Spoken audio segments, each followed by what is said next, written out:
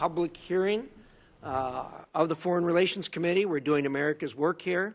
And over the years, there's been interruptions. And as I said when I started this meeting last time, the new chairman has zero tolerance for interruptions. There'll be no interruptions. There'll be no communicating between anyone in the audience and either the witness or members of this committee. If there is, I'm going to immediately pause the hearing. You'll be removed by my good friends here in blue.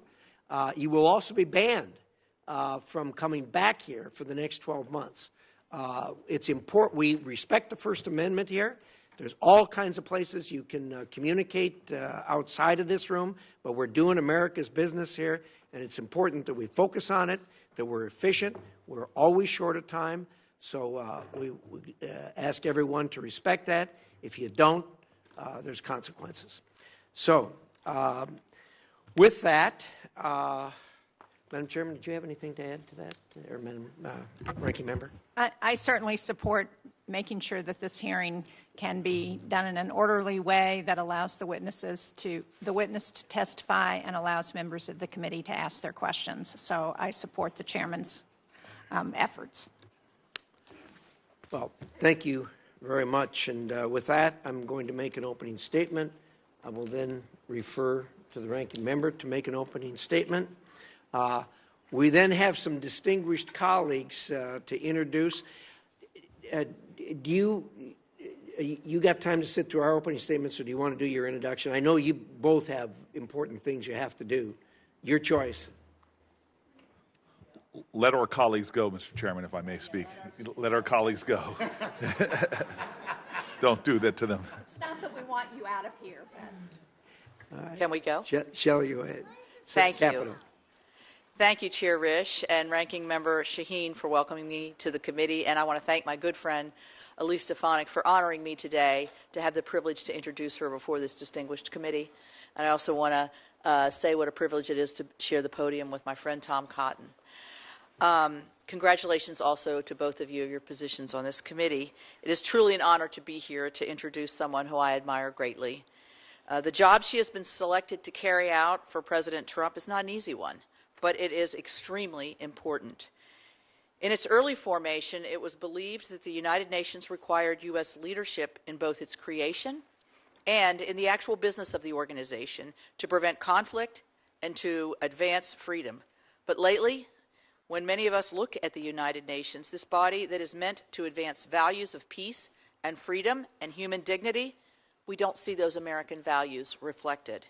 We see rampant anti-Semitism against the world's only Jewish state as it faces attacks from all directions.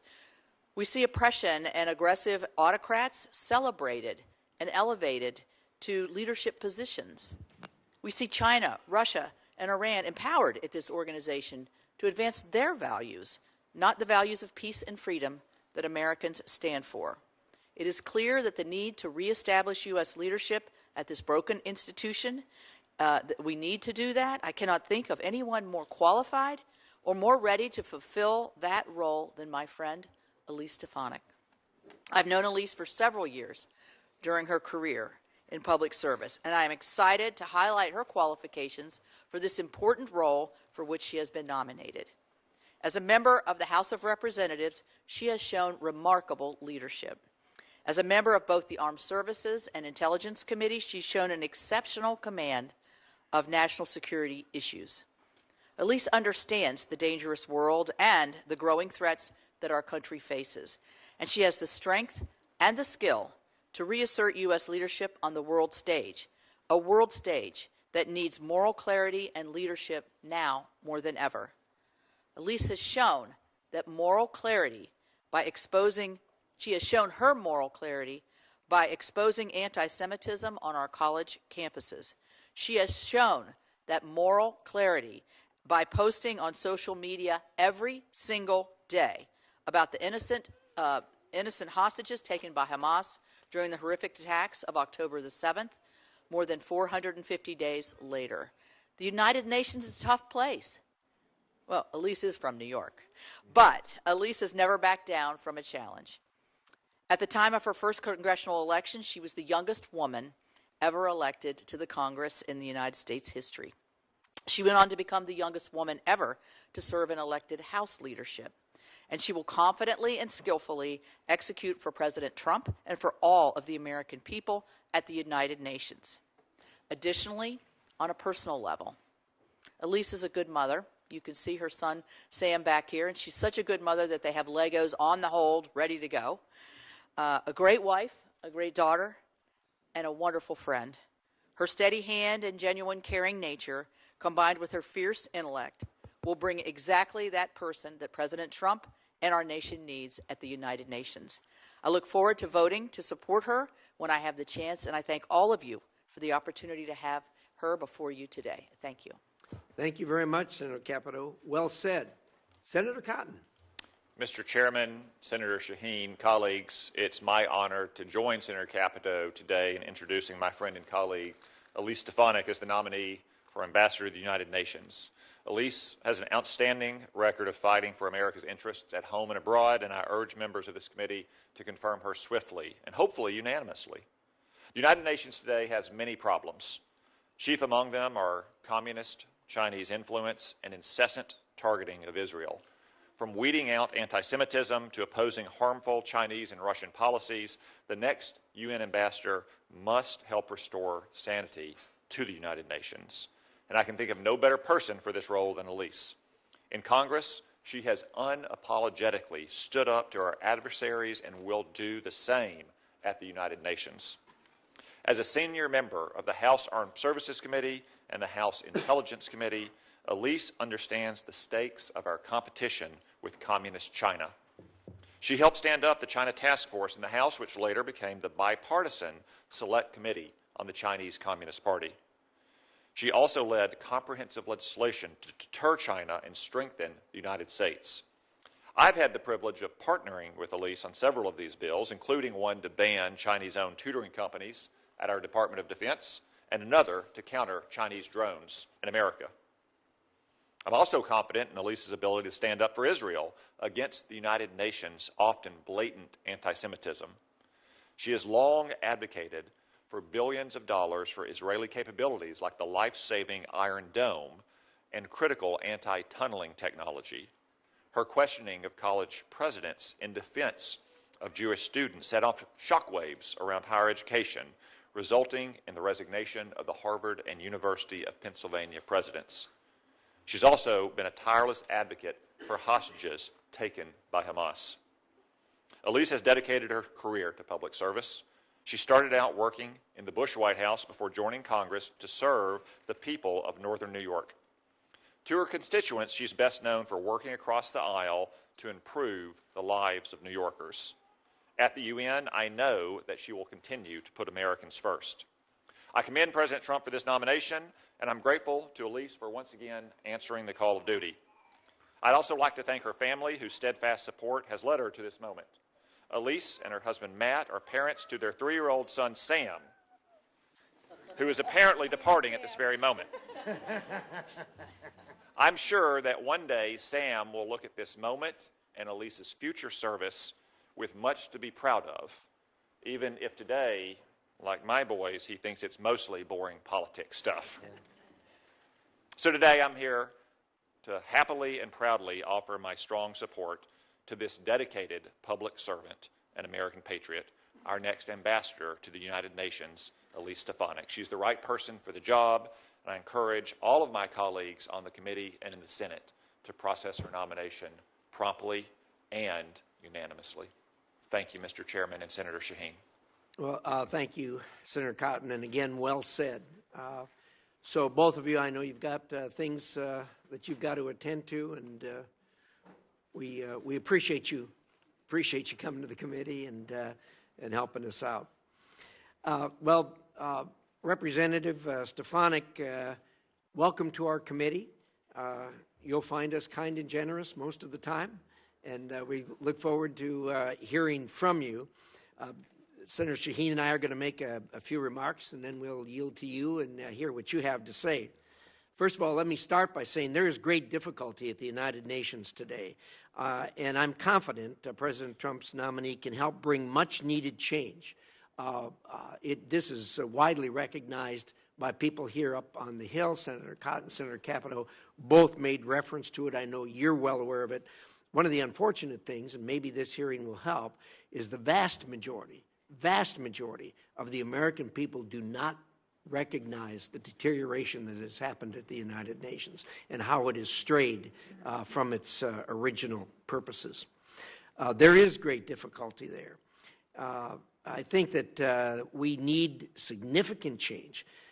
As threats from China, Russia, North Korea, and Iran continue to grow, Representative Stefanik, your position will be at the heart of the U.S. efforts to stand up to the authoritarian axis that seeks to undermine the United States at every turn and to ensure our partners and allies are also doing their part.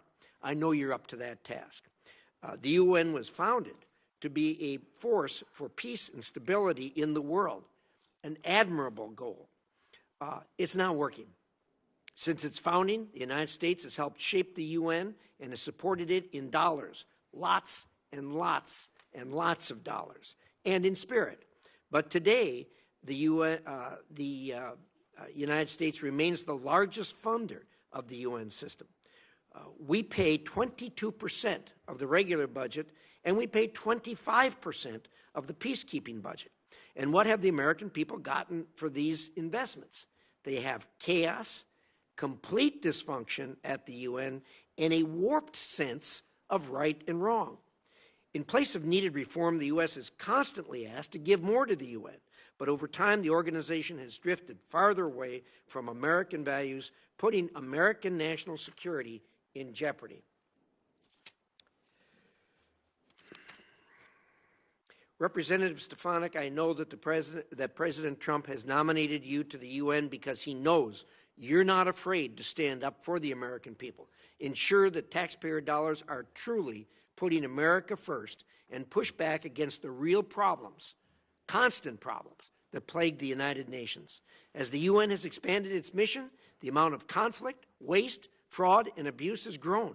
In the UN Security Council, which is charged with maintaining international peace, security, consensus, and partnership on the many issues world faces, has become a fantasy. Critical issues that demand the Council's attention fall to the wayside. Accountability for Vladimir Putin's invasion of Ukraine, China's grotesque human rights abuses, genocide in the Sudan, regime change in Syria, all go unaddressed, but by what is supposed to be the leading international organization to resolve these conflicts. As the authoritarian axis grows and competes against democratic nations, the UN will descend back into the paralysis that has marked the Cold War if it continues on its course, which it has no indication it is changing. To make matters worse, our adversaries have weaponized the UN against Americans and democratic interests. Prior to the fall of Assad, Putin used the Security Council to block any action to hold the Assad regime accountable for its crimes against humanity. China has used its malign influence to block attempts to discuss the Chinese government-sponsored genocide against the Uyghurs, and they have blocked our ally, Taiwan, from fully participating in the UN. China also manipulates the UN personnel system, which we all know, and they've used it to install Chinese diplomats into the UN bureaucracy that only serve China's goals and interests. There is a deep, deep anti-Israel bias within the United Nations that has only grown stronger since Hamas's horrendous, unprovoked attack against Israel on October 7th. This sentiment was spearheaded by the UN Relief and Works Agency, UNRWA, which had numerous employees participate in October 7th terrorist attacks and allowed its schools and facilities to be used by Hamas. Remember, these are U.S. tax dollars that partially help fund UNRWA. For years, I have led my colleagues on legislation to end the U.S. contributions to this anti-Semitic organization, which openly employs terrorists. UNRWA must go. What I've just described is not what the American people want out of their taxpayer dollars. Our contributions should serve America's interests first, and I know you will bring that message to the United Nations system loud and clear. Representative Stefanik, I believe it is reasonable to evaluate every UN agency to determine if what they are doing is directly beneficial to America and hold them account until the answer is a resounding yes. Anything less should not be tolerated. If these agencies cannot be changed, and at this point, the U.S. should seriously examine if further contributions and indeed participation in the UN is even beneficial to the American people. I'm interested to hear your plans for change at the UN, and I look forward to seeing the tremendous work I know that you will do for our country and to make the world a safer place for future generations. Thank you. Senator Shaheen. Well, thank you, Mr. Chairman, and welcome, Congresswoman Stefanik. Welcome to your family, who's with you today as well. Now, whether fighting the spread of infectious diseases or stemming the flow of fentanyl that kills Americans, combating transnational crime that costs Americans billions of dollars, negotiating political settlements to dangerous conflicts, the work of the United Nations directly affects Americans all across this country. We benefit from UN peacekeeping missions that would otherwise fall to the American military. We are better off because of efforts to stabilize societies and provide life-saving assistance in places like Sudan, Syria, and Ukraine. And we don't just do this out of the goodness of our hearts. We fund these efforts because they make Americans, as Secretary Rubio said in his hearing, safer, stronger, and more prosperous. Equally important, if we don't do it, our adversaries and competitors will. Representative Stefanik, welcome again to this committee. Congratulations on your nomination to be U.S. Ambassador to the United Nations. From working in the Bush administration on the Domestic Policy Council to being the youngest woman elected to Congress, you have strong credentials and the relevant experience for this role. But today I'd really like to hear your vision for the United States at the United Nations. I've certainly taken note of the skepticism in the United Nations expressed by others in the incoming administration and also expressed by your introducers today and Chairman Risch. In the past, you have voted to defund the United Nations and its specialized agencies. Certainly, I would agree that the United Nations is an imperfect body, but the UN is also a force multiplier of American taxpayer money. U.S. disengagement is something our adversaries want, especially Russia and China. At his hearing last week, Secretary Rubio said China is our most potent and dangerous adversary, and Beijing's contribution to the UN is almost 7 times what it was 2 decades ago. China has had great success increasing the number of nationals employed at the UN, and so when we cut back, they are ready and very eager to fill that void. Under the first Trump administration, the U.S. withdrew from UNESCO, an agency that, among many things, combats anti-Semitism and establishes international technology standards that affect our industries. When we stepped back, Beijing stepped in and is now UNESCO's largest financial contributors. So I'm really interested in your thoughts on how the U.S. can compete with China across every United Nations agency. One agency at the UN that I think is particularly important is the UN Population Fund, or UNFPA. Globally, 1 in every 5 girls is married before reaching age 18. Too many girls in too many countries, as you know very well, face female genital mutilation and forced child marriage. UNFPA provides critical reproductive and maternal care. It reaches 3 times as many countries as our bilateral family planning program. And in some areas like Darfur and Kordofan, it is the main provider of life-saving reproductive health supplies. Things like childbirth delivery kits that reduce infection for women giving birth outside clinical settings. I believe its work is irreplaceable. Now, if confirmed, I hope we can work together to advance United States interests at the UN. Because when the United States takes a leadership role at the UN, Americans and people around the world are better off. Thank you, Mr. Chairman. I welcome the testimony of Congresswoman Stefanik and hearing her views. Thank you so much, Senator Shaheen. And Representative Stefanik, the floor is yours. Chairman Risch, Ranking Member Shaheen, distinguished members of the Senate Foreign Relations Committee, thank you for the opportunity to appear today. I would also like to thank the senators from both sides of the aisle who met with me over the past several weeks.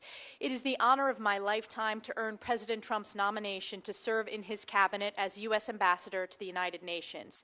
If confirmed, I stand ready to implement President Trump's mandate from the American people to deliver America First, peace through strength, national security leadership on the world stage. Before I begin, I'd like to personally recognize my family. We all know in public office that we would not have the opportunity to serve were it not for the support of our loved ones.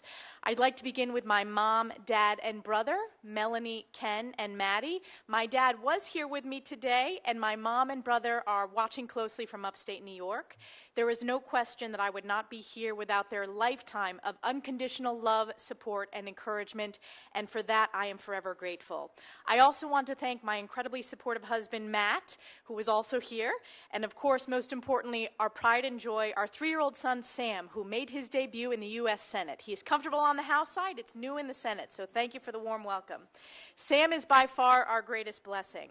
Of all the titles I have held, Congresswoman, Chairwoman, Representative, or Ambassador if confirmed, my most important title will always be Mom. I appear before you today as a daughter, sister, wife, mother, Congresswoman, a patriotic upstate New Yorker, and a proud American. I believe deeply in the American dream because I've had the opportunity to live it. I was born and raised in upstate New York, the cradle of the American Revolution. I grew up in a small business family where my parents instilled in me the importance of hard work, ingenuity, and grit. I was blessed to be the first member of my immediate family to have the opportunity to graduate from college. I graduated from Harvard with honors and then worked at the White House, in the West Wing, on the Domestic Policy Council, and in the Chief of Staff's office. After nearly a decade working in public policy in Washington, I returned home to work in my family's small business and decided to run for Congress. In 2014, I was elected to Congress, making history as the youngest woman ever elected at the time. In Congress, I have fought tirelessly for the hardworking families of New York's 21st District, delivering significant bipartisan results for my constituents. I was elected by my colleagues to serve as the House Republican Conference Chair, becoming the highest-ranking woman in Congress at the time and the youngest woman of either party to serve in top elected House leadership. And over the last decade, I have served on the House Armed Services Committee, the Intelligence Committee, the House Education and Workforce Committee, and I'm proud to be the longest-serving woman on both the Armed Services and Intelligence Committees. On these national security committees, I have legislated on a number of critical issues ranging from military readiness, emerging technologies like artificial intelligence, quantum computing, and cybersecurity, to missile defense. I have worked to enhance American intelligence capabilities, strengthen our alliances and partnerships, and deter our adversaries. On the Education Committee, I have been the leader in combating anti-Semitism in higher education. My oversight work led to the most viewed testimony in the history of Congress. This hearing with university presidents was heard around the world and viewed billions of times because it exposed the anti-Semitic rot in colleges and universities and was a watershed moment in American higher education. When discussing this nomination with President Trump, the President shared with me that he sees great promise in the United Nations if it focuses on its founding mission of international peace and security. President Trump has long advocated for peace and no new wars. He delivered the Abraham Accords, the largest step to regional peace in the Middle East in a quarter century. If confirmed, I will work to ensure that our mission to the United Nations serves the interests of the American people and represents President Trump's America First, peace through strength foreign policy. As the world faces crisis after crisis, with hostages, including Americans, still held in Hamas's captivity, to national security challenges ranging from China, Russia, North Korea, and Iran, it has never been more critical for the United States to lead with strength and moral clarity. This is especially important regarding our most precious ally, Israel, who faced the bloodiest day for the Jewish people since the Holocaust on October 7, 2023.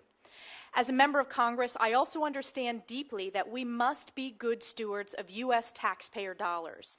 The U.S. is the largest contributor to the UN by far. Our tax dollars should not be complicit in propping up entities that are counter to American interests, anti-Semitic, or engaging in fraud, corruption, or terrorism. We must invest in programs to strengthen our national security and deliver results. To increase the efficacy of UN programs, we must drive reform. If confirmed, I will be the first UN ambassador in over 2 decades to come directly from Congress, and I have deep respect and understanding of the oversight and appropriations role of the legislative branch, and I look forward to using my strong House and Senate relationships to deliver these much-needed reforms. We are truly at a critical point in history. The world must be reminded of the key mission of the United Nations and America's role as its formative leader. Following the devastation, carnage, and Holocaust of World War II, the world was desperate for peace, stability, human rights and dignity, and world order. As outlined in Article 1, Chapter 1 of the UN Charter, the purpose of the United Nations is to maintain international peace and security, develop friendly relations among nations based on a shared respect for the principle of equal rights, solve international problems, and harmonize the actions of nations in the attainment of common ends. The UN has not lived up to this founding mission, and we must demand better. It is imperative to ensure strong American leadership at the United Nations. I share President Trump's vision of a UN reformed by strong America first, peace through strength, and a return to this founding mission of promoting peace and security around the world. In closing, I will forever be grateful to my constituents in New York's 21st District for giving me the opportunity to serve them as their voice at the highest levels of Congress. 10 years ago, upstate and North Country voters took a chance on a young, first-time, unknown candidate who very few believed could win.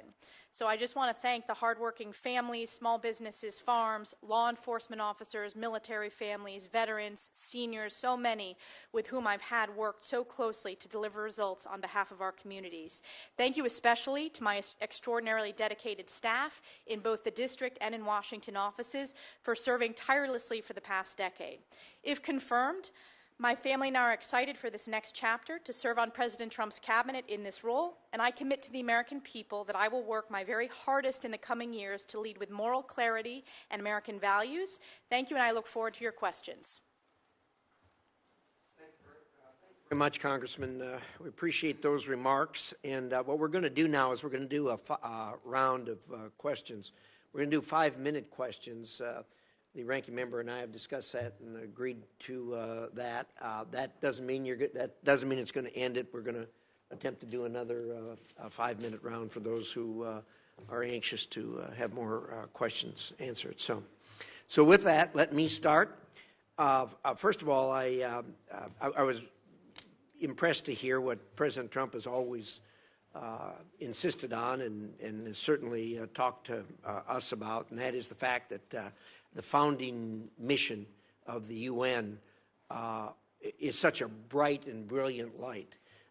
The difficulty is the execution of their mission bears no resemblance to what their original mission was, which is really unfortunate. And we have in the past, and I hope in the future, rely more and more on doing bilateral and multilateral agreements with other countries without the United Nations, and to perform some of the things that the United Nations is attempting to do ourselves. We're the United States of America. We can do anything, and we certainly can perform those functions. The best example I can give you is the Abraham Accords. The Abraham Accords are probably going to be looked at in history as a turning point in the Middle East. It was done under President Trump last time.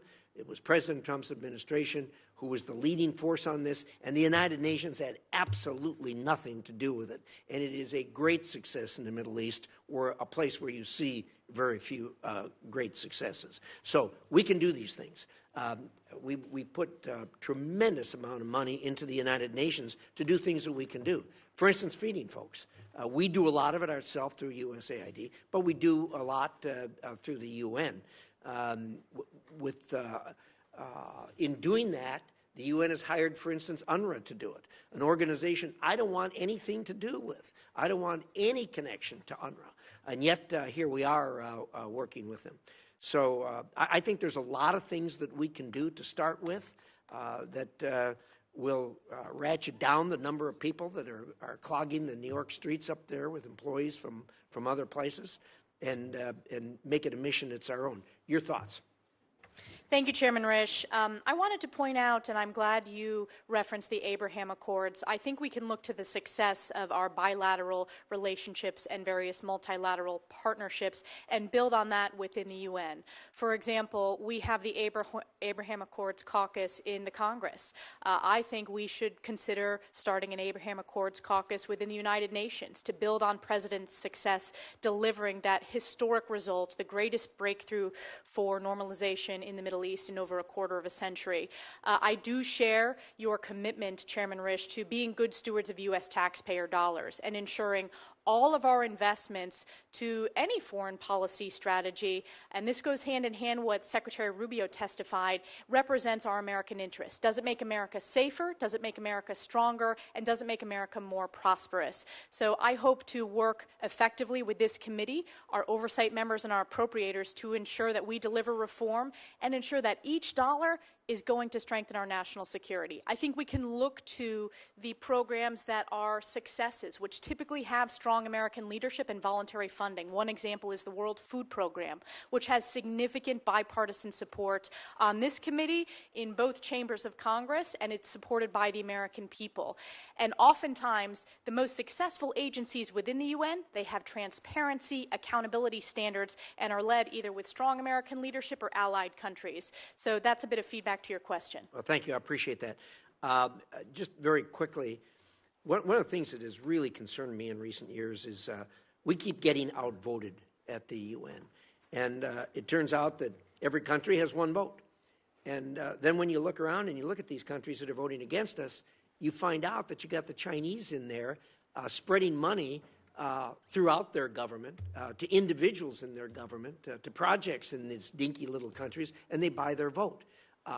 This is a real problem, and it's the kind of thing that gets us to the point where we can't even get a resolution that condemns Russia for their invasion of Ukraine in absolute violation of the foundations of the United Nations. And when the Secretary General comes to see me, I always crank on him and say, look, you guys can't even get a resolution condemning this. What are you doing for us? How are you making this work? And I get a word salad in response. Your thoughts on this problem with the Chinese buying off these smaller countries? It is no question, Chairman Risch, that the CCP has made significant inroads. This is a long-term strategy that they have at the United Nations, and we need to have strong American leadership working with our allies to push back on this. As you pointed out, every country, no matter what its size, gets one vote. I believe we need to have a strategy to push back, particularly on the CCP's inroads within the global south and even within the Western Hemisphere. I think we need to build on our, as you said, bilateral partnerships and make sure they understand the importance of a two-way partnership with the United States. I also think that the personnel strategy of the CCP has been of particular concern within the UN.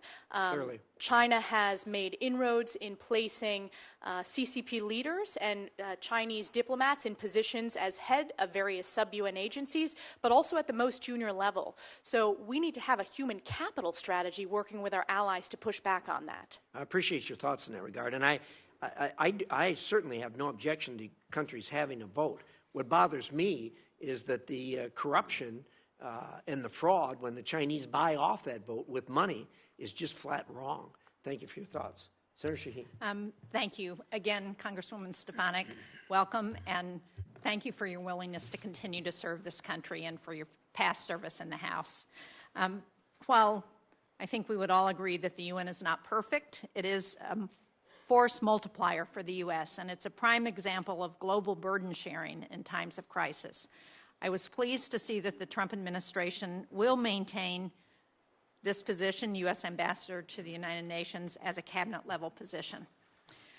Now, you've talked a little bit about this already in your responses, but how will you make sure that the work of the UN is understood to help advance U.S. interests around the world? And more important, how can you help convince members of Congress who are skeptics that our contributions and leadership in UN agencies must continue in order to prevent China, Russia, Iran, and other U.S. adversaries from assuming these roles? Thank you so much, Ranking Member Shaheen. I appreciated our opportunity to visit ahead of time. I will start with your question related to how we convince the American people and elected officials of the importance of investments. I think, as I pointed out to Chairman Risch, doing a review of all of our dollars going into various UN agencies and looking at what are most effective. Typically, UNICEF is another example, in addition to World Food Program. We voluntary commit, it maintains bipartisan support, and it delivered significant results for millions around the globe, and it strengthens our national security. So when it comes to those key questions, does it make America safer, stronger, and more prosperous? I believe those are examples of programs that do. I clearly think there are certain programs that are not meeting the mission of the UN, the founding principles. UNRWA is an example, and we will likely have a policy disagreement upon that. But I think we need to roll our sleeves up, deliver reforms, and make sure that our dollars are going to programs within the UN that work, that have a basis in the rule of law, that have a basis in transparency and accountability, and strengthen our national security and our partnerships.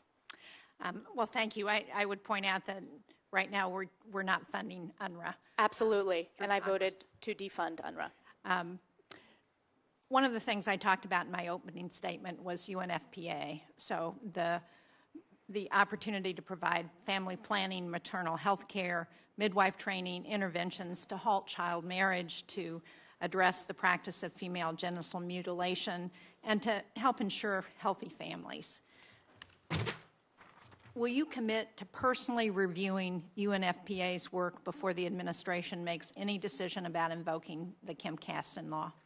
Yes, if confirmed, I am committed to doing a review, as I said, across the UN programs, but specifically UNFPA. I think it's very important that we do a full review, as the President announced the executive order today as well regarding all of foreign aid, and I would make sure that we are being good stewards of U.S. taxpayer dollars. I do want to point out I have a very strong record when it comes to standing up for women's health issues, particularly addressing maternal mortality rates, addressing pre- and postnatal care, addressing infant malnutrition, and I think that is very important, and that you have my commitment to do that review if confirmed. Well, thank you. I appreciate your record on that, and I think it's very important to remind everyone that women make up half of the world's population, and we need to do what we can to ensure that their health is also protected. In April, you said that Vladimir Putin's war in Ukraine constituted genocide, April of 2022. You called for the delivery of security assistance to Ukraine. At the UN, we've seen inconsistent support for Ukraine. We've seen greater support on initiatives to support Ukraine and less support on initiatives to hold Russia accountable. If confirmed, can you talk about how you might use your role as UN ambassador to address and punish Russia's ongoing attempted genocide in Ukraine? I support President Trump's commitment to bringing this war to a resolution, to stop the killing, and he campaigned on that issue, and he feels very deeply, and I support that. And I believe it falls squarely in line with the founding mission of the United Nations to bring international peace and security. If you look at my record over the course of my time on the House Armed Services Committee and the House Intelligence Committee, I have a very strong record when it comes to deterring Russia, pushing back on Russia, including during President Trump's term, voting for defensive lethal aid to Ukraine. I believe peace through strength is our strongest deterrence, and I'm very proud that during President Trump's first term, it was the only president where Putin did not invade another country because of that strong peace through strength leadership and the rebuilding that we passed through the National Defense Authorization Act and President Trump signed into law. So I think our effort should be my effort will be supporting President Trump's mission to bring that to a resolution and to deter Russia in the long term.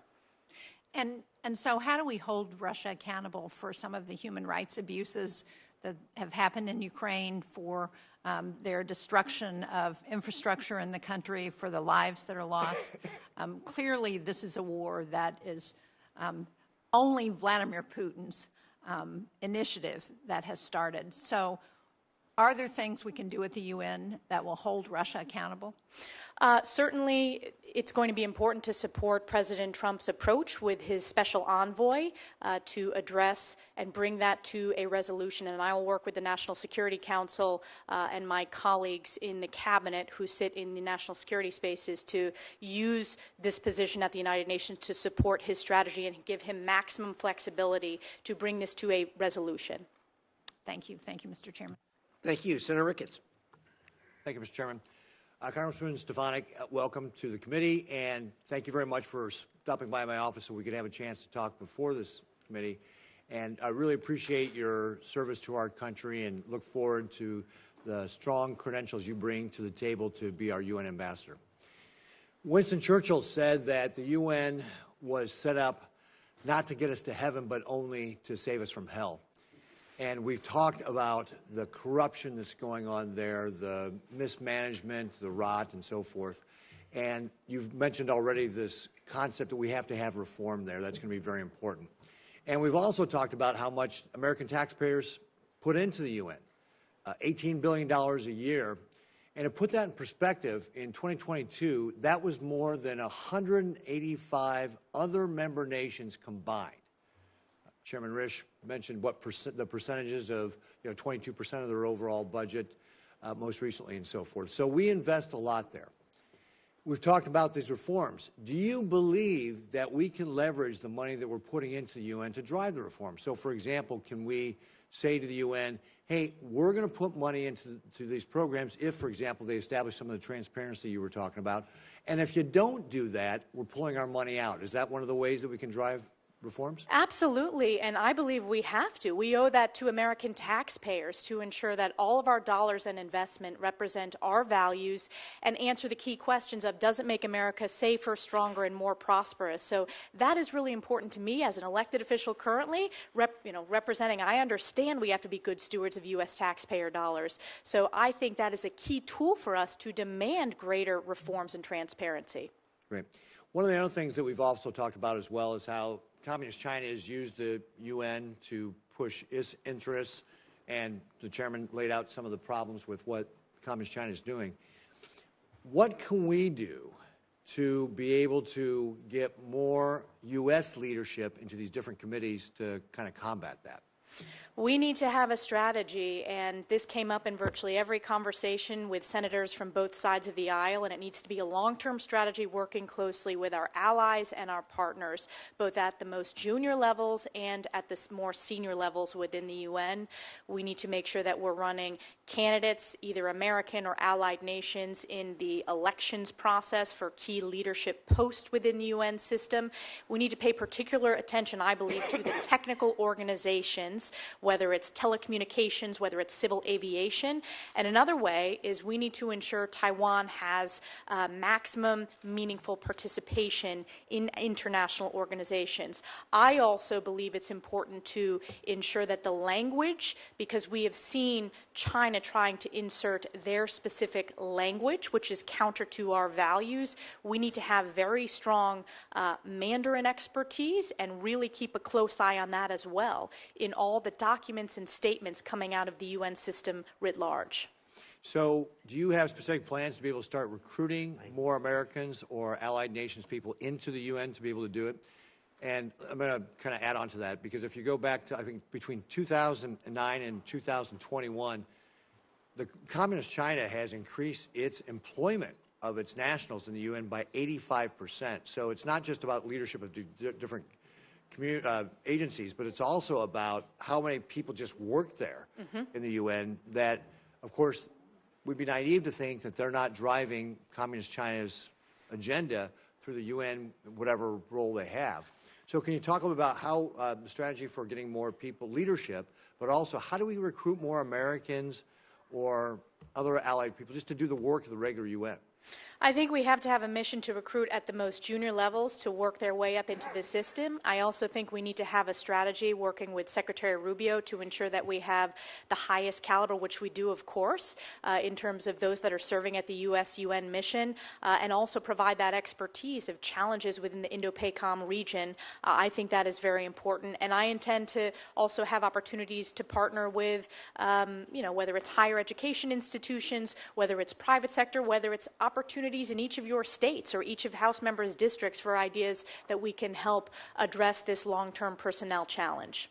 Yeah, I think that's going to be a key thing for us to be able to reach out and find new ways to be able to recruit people in, because if we don't have our people in the UN, we're just leaving it open to communist China to be able to do what they're doing. And this is one of the ways they're trying to displace us as the world power, as Xi Jinping has laid out very clearly that he wants to do. So I look forward to potentially another round of questioning. So thank you, Mr. Chairman. Thank you very much, Senator Ricketts. Senator Coons. Thank you, Mr. Chairman, and thank you, Congresswoman, for your willingness to continue serving. My welcome to your family, to Matt and to Sam, who I hope will get to enjoy some of this hearing in person. And I enjoyed our conversation and look forward to working with you. I'll just continue briefly on the conversation you were just having with Senator Ricketts. I think our global network of alliances and partnerships and our values are critical to our strength, stability, prosperity, our security, and we've got a global network of allies. China does not. They have nervous neighbors, they have client states, they use coercion, but they do not have genuine allies, as we do. And so they have made a concerted effort to use the UN system to advance their interests, both their different idea and standards for human rights. We believe in an individual right to liberty. They talk about collective rights. We have different standards. We want 6G to be built out on U.S. and Western-friendly standards. They want their standards. So I couldn't agree with you more that fighting for leadership of technical organizations. In the previous Trump administration, I worked closely with his PTO director to make sure that the World Intellectual Property Organization wasn't run by a PRC national, and the ITU, as we spoke about. So I think it's critical. We do have a strategy. I worked closely with Ambassador Linda Thomas-Greenfield on this. As the chair of the appropriating subcommittee, Senator Graham and I worked well together with her to increase funding for junior professional officers, to increase funding for the U.S.-UN mission. If confirmed, will you commit to continuing this work to make sure that Americans and American-friendly leaders compete for and succeed at leading the technical organizations of the UN and compete for and succeed at staffing the junior levels of the UN? Yes, thank you, Senator Coons, and I enjoyed our discussion. This is one of my top priorities, and this, you're seeing it came up in, as I mentioned, every single conversation. I think the success story of successfully having a candidate defeat China's candidate in the Intellectual Property Organization, that is a model that we need to continue to use in these other technical organizations. And that is, there is bipartisan support. As Tom Cotton mentioned in his opening statement, I was one of the founding members of the China Task Force, which of course led to the setting up of the bipartisan China Select Committee. So there's bipartisan interest, and I also support your approach of strengthening and building on our strong alliances, whether it is AUKUS, whether it is building on the relationships within the Quad, whether it's ASEAN. We have an opportunity to build on those organizations, I think, as partnered within the UN system. Chairman Risch referenced the sometimes frustrating dysfunction of the UN Security Council, the fact that both Russia and China have used it to block accountability measures. The General Assembly did pass an overwhelming resolution condemning Russia's brutal invasion of Ukraine, but we couldn't get it through the Security Council. The Security Council did, in September, unanimously pass, because of American leadership, a resolution continuing sanctions, visa bans, an arms embargo for Sudan. So it is not completely without merit. But one of the things the Biden administration advanced was UN Security Council reform to broaden its membership, as you referenced, to include the Global South and to try and move the Security Council more into a functional body. What are your views on what you should do to continue that agenda? Certainly when it comes to UN Security Council reform, it is very complex. It is very challenging with both Russia and China and the veto on the P5. I would want to work with this committee and, of course, the President primarily on any proposals for UN Security Council reform. In my opening statement, when I was referencing reforms, I was mostly talking about ensuring that all of our taxpayer dollars are going to UN entities that function very well. But I am open to having conversations about how to make it work better. I think we need to have a broader strategy reaching out to countries within the global south where China's made significant inroads. They've done it by building ports. They've done it through telecom. It's really been a whole of government approach. And it's obviously not the UN alone. It's working with Secretary Rubio. It's working with USAID, working with USTR and significant economic investments that are happening in various Don't forget the other DFC. countries. President Trump signed the BUILD Act into law in his first term. The Development Finance Corporation is a critical tool in our toolkit. Before I conclude, I just want to raise my profound concern about an executive order signed yesterday by President Trump that puts a 90-day pause on all development assistance without clarifying the scope of that. Does that include our contributions to UNICEF and the World Food Program, which I think you would recognize, you did recognize, led by Americans, broad bipartisan support, part of the key mission of the UN to promote stability and security by feeding hungry people and bringing stability. Does that include USAID's support to Ukraine's energy grid as Putin continues to hammer civilians through attacks on the energy grid? AID's support for getting energy back online in the midst of winter in Ukraine is pretty critical. Does it include Jordan?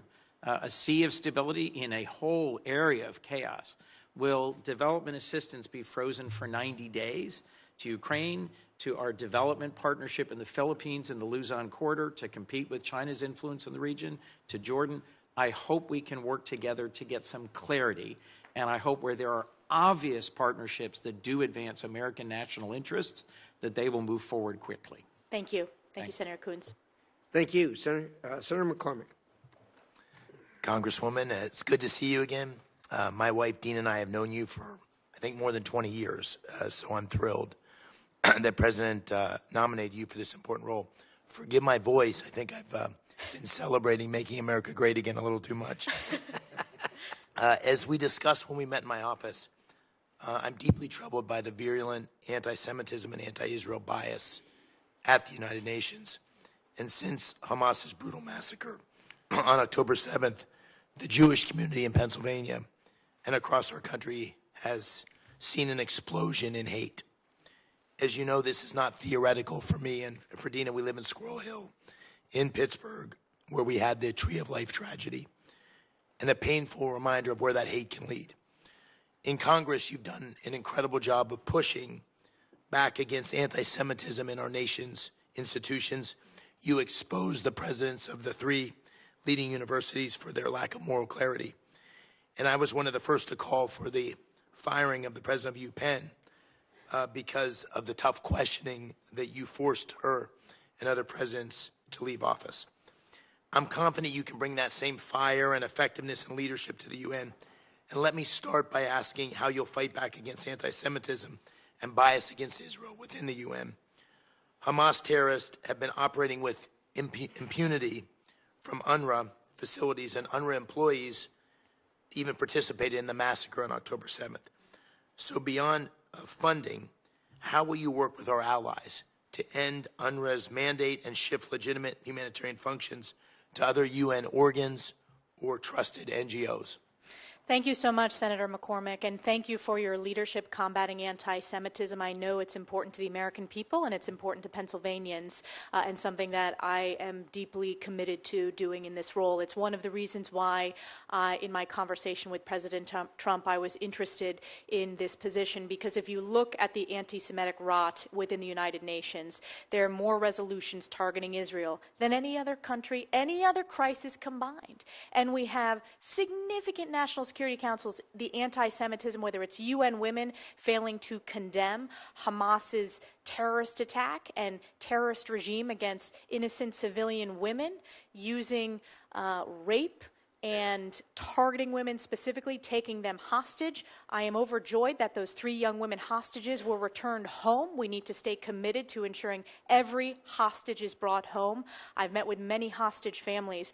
This position, we need to be a voice of moral clarity on the UN Security Council and at the United Nations at large, for the world to hear the importance of standing with Israel.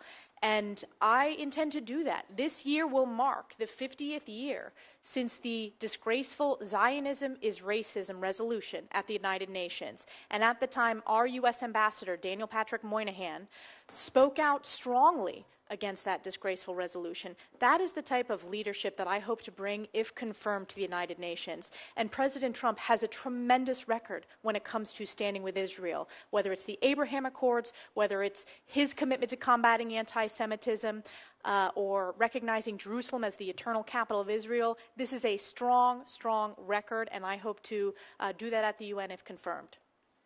Thank you. As is already noted, the Chinese Communist Party has a deliberate strategy to use the UN Human Rights Council and other parts of the UN system to propagate its false narrative on human rights and legitimize its authoritarian agenda. How will you push back on the CCP's attempts to co-opt international institutions like the UN to undermine U.S. interest? Thank you. As you can see, there's quite a theme here with many senators raising this deep concern about CCP's inroads and China's inroads broadly in international organizations. I think it goes back to working with our partners and allies, making sure that we are strengthening those relationships, that we are ensuring that we have a strategy to ensure that the CCP is not able to make inroads at the most senior levels of these technical organizations and of agencies across the UN writ large. This was another of my top priorities that I expressed in each and every meeting with all of the senators from both sides of the aisle. Thank you. And I'll try to squeeze in one last question. I was so glad that President Trump withdrew from the UN climate accords last night. How will you advocate for American energy dominance and an all of the above approach to energy security at the UN? Again, I want to make sure that we're representing American values, American interest. I am the United States ambassador, if confirmed, to the United Nations, and that means supporting strong American energy dominance and not giving a free pass to the biggest polluters like China in the world. When we have the cleanest water, the cleanest air, and the best record when it comes to an all-of-the-above energy approach, moving back to the successful policies of President Trump in his first term, when not only was America energy independent, we were energy dominant. So that is my commitment. Thank you. Thank you, Senator McCormack. Senator Kaine. Thank you, Mr. Chair, and congratulations, Representative Stefanik, for the nomination.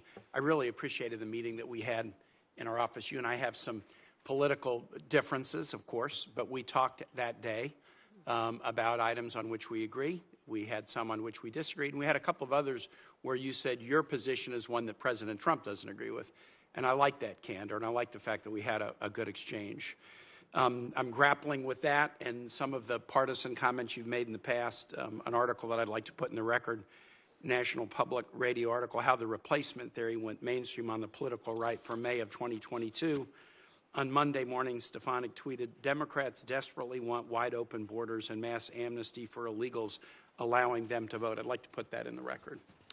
Without objection, it will be included. Now, that was a campaign tweet, and I can separate campaign rhetoric from governing rhetoric. I don't view things like that as disqualifying. They do raise questions. But at least we had a good meeting. We talked about important issues and shared ideas. I'm going to say something here that I wish I could have said at an Armed Services Committee hearing, but we had it in closed session. All of the Trump nominees who come before the committees on which I sit have agreed to meet with me, save one, the Secretary of Defense nominee, Pete Hegseth. He's written that he thinks Democrats are evil. He's written that he thinks Democrats are the adversary. And he refused to meet with any Democrat on the Armed Services Committee, save the chairman. Save the chairman. Yesterday, in a closed hearing, we were asked to forward his nomination to the floor, even though it had not been pending to the committee for sufficient time. My colleagues asked, hey, why would we give a waiver to someone who wouldn't even agree to meet with us? That nominee would disrespect Democrats, okay, that's fine. But I didn't think my committee colleagues on the Armed Services Committee would have disrespected us. And I'll just say to all of my Republican colleagues here, if there is ever a nominee by any president who refuses to come meet with you when you're on the committee of jurisdiction overseeing that nominee, I will publicly raise hell on your behalf. Nominees should meet with the committees, just as Representative Stefanik did. And Representative Stefanik, while I have a question about some of the campaign rhetoric, I'm not going to ask you about it because that's in the past. I do appreciate the fact that you were courteous, informed, civil, and candid in the meeting with me. I told you I had two concerns, engagement and the Western Hemisphere. You've convinced me that you were nominated for this position not to disengage but to engage, and I appreciate that. In fact, you wanted this position and you wouldn't have wanted it otherwise, and that's great. On the Western Hemisphere, you're going to be working with the Secretary of State we approved unanimously yesterday, our colleague, Senator Rubio. Senator Rubio talked at some length about a number of topics on the Americas the other day, and I want to ask you about one that is particularly challenging right now, and that's Haiti. The situation in Haiti is a disaster. You know that. I mean, you've been on these committees overseeing American national security, and you know that issues like Haiti create immigration challenges and all kinds of other challenges that are bad on the humanitarian front and can cause problems for allies like the Dominican Republic and cause problems for us. We now have a security operation in Haiti being led by Kenyans with the assistance of other nations, with the financial support and assistance of the United States. Senator Rubio talked at some length here on last week about how important it was that we stay engaged on that. I'd like to know kind of what your thought would be, should you be confirmed at the UN, for what the U.S. can do to try to help Haitians find a next chapter that is a peaceful one. Yes. Thank you, Senator Kaine. Appreciate the opportunity to sit down with you. I know we serve on the National Endowment for Democracy together, and there's been significant bipartisan results delivered through that program funded by Congress.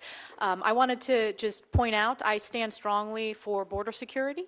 And that was what the tweet you referenced was related to. And I would point out that in the sector that I represent, the Swanton sector, there was a Border Patrol officer killed in the last 24 hours. Are there any Democratic senators that you think are for open border and mass amnesty for illegal undocumented? Well, I would point out that Democratic think tanks and rhetorics have talked about... I'm asking about senators. Any Democratic senators you would level that charge against? I think there are Democrat senators who have supported open borders. What I was doing is clarifying when you pointed out a headline from an article. Not a headline, a quote of yours. Which was related to border security, and we just had an overwhelming popular vote for President Trump where border security was top of the mind. Well, I think it's important to know, I do stand by my rhetoric standing up for strong borders, and the American people overwhelmingly support that. Related to your question related to Haiti. My time is over, so let me just conclude and say this. When I've been on this committee and in the Senate, I was part of a bipartisan deal that put $46 billion of border security on the table that the House Republican majority killed, and another deal that put $25 billion of border security on the table in 2018 that President Trump killed. And I was just part of a bipartisan deal in the last year that was significant about bipartisan border security on the border that President Trump killed. The notion that Democratic senators are for open borders and allowing illegal aliens to vote is a fantasy. And so I really appreciate the opportunity to meet with you. But now I have questions about if you'd fall for a fantasy. I'm going to have that to ponder that, and I yield back, Mr. Chair. I do want to address that, Chairman Risch, if you give me the latitude to do so. We are very proud that on the House side we passed H.R. 2, the most significant border security package that Chuck Schumer failed to bring up in the Senate. That would return to the effective policies of President Trump. And again, the American people voted loudly and clearly when it came to securing our borders and the failures of the past 4 years. I'm not going to apologize for my commitment to securing the border when I represent a significant part of the U.S. Major sector, the Swanton sector, where we've had a skyrocketing of illegals crossing there. On the issue of Haiti, which I think is important, and it is a bipartisan concern, obviously it's a humanitarian significant challenge in our hemisphere. Working with Secretary Rubio, we need to have a strategy. I'm deeply concerned. It is very complex. There is no simple solution, and that is an area where we need to continue to have discussions with the committees of oversight. I'm very concerned on the Intelligence Committee briefings I've received about the crisis in Haiti, so I look to work with Secretary Rubio to support his his commitment to the Western Hemisphere, specifically the complexities of the humanitarian challenges within Haiti. Senator Hagerty. Thank you, Mr. Chairman. And Congressman Stefanik, I just want to congratulate you for being here. I'm very pleased to see your nomination to be the next ambassador, the next United States ambassador to the United Nations, and I look forward to working with you very closely. Before I get into specific questions, I'd like to just ask you a very broad one in terms of what your vision is for the U.S. mission to the United Nations, and in terms of our posture at the outset going in, and then where you'd like to see it 4 years later. Thank you so much, Senator Hagerty. It is great to have worked with you over the past few years and your expertise, both having served as an ambassador in the first Trump administration and your incredible work in the U.S. Senate on this committee. My vision is making sure that we're supporting President Trump's America First, Peace Through Strength agenda, that we are good stewards of U.S. taxpayer dollars, and that we return to the founding mission of the United Nations, which is international peace and security, very much aligned with President Trump's commitment to peace and no new wars. I think there are reform opportunities that we need to work with. This committee, hearing after hearing with various ambassadors, have talked about reforms. I want to roll up our sleeves and get it done, demanding transparency and accountability, actually having the answers of where each taxpayer dollar goes within the UN, which, as Chairman Risch has referenced in previous hearings, we haven't not gotten the answer to because there's not that amount of transparency. Standing with Israel is critically important, particularly as there are hostages still being kept today by Hamas, pushing back on the CCP, and then strengthening our partnerships and allies, working with Secretary Rubio to make sure that his reform vision for the State Department, that, as he said in his hearing, this is not about reforming, it is about improving over the long term. We want to improve to deliver results. Well, I appreciate that very much and look forward to working with you in multiple respects to make that happen. One of those areas will be through our commission to modernize and reform the State Department, that I look forward to working with Senator Coons as we co-chair that effort. Let's get to a couple of specifics. Senator McCormack touched on this. I'd like to drill a little bit deeper into UNRWA. This is a particularly problematic organization, in my view, long before the October 7th Hamas massacre took place. I've been calling for the United States to cease funding UNRWA, to send a very strong message. It's been well documented that UNRWA's textbooks teach children to glorify the murder of Jews. Hamas employs UNRWA facilities. They build their own tunnels and facilities underneath them. UNRWA employees even actively participated in the massacre on October the 7th of 2023. In January 2021, the Trump administration announced that less than 5% of people registered as refugees with UNRWA actually met the internationally recognized criteria for refugee status that demonstrates that UNRWA is a fundamental mechanism through which this Israeli-Palestinian conflict is perpetuated. President Trump rightfully stopped sending U.S. taxpayer funds to UNRWA. President Biden decided to reinstate funding without insisting on significant reform, and I was quite disappointed by that. Congress was correct, I believe, in defunding UNRWA last year. I believe the prohibition should be permanent. My question for you is, how do you think you should deal with UNRWA? How do you think we should address U.S. taxpayer funds having gone to an organization like that has been directly complicit in terrorism in the October 7th, 2023 attack? We should never tolerate any U.S. taxpayer funds going towards terrorism.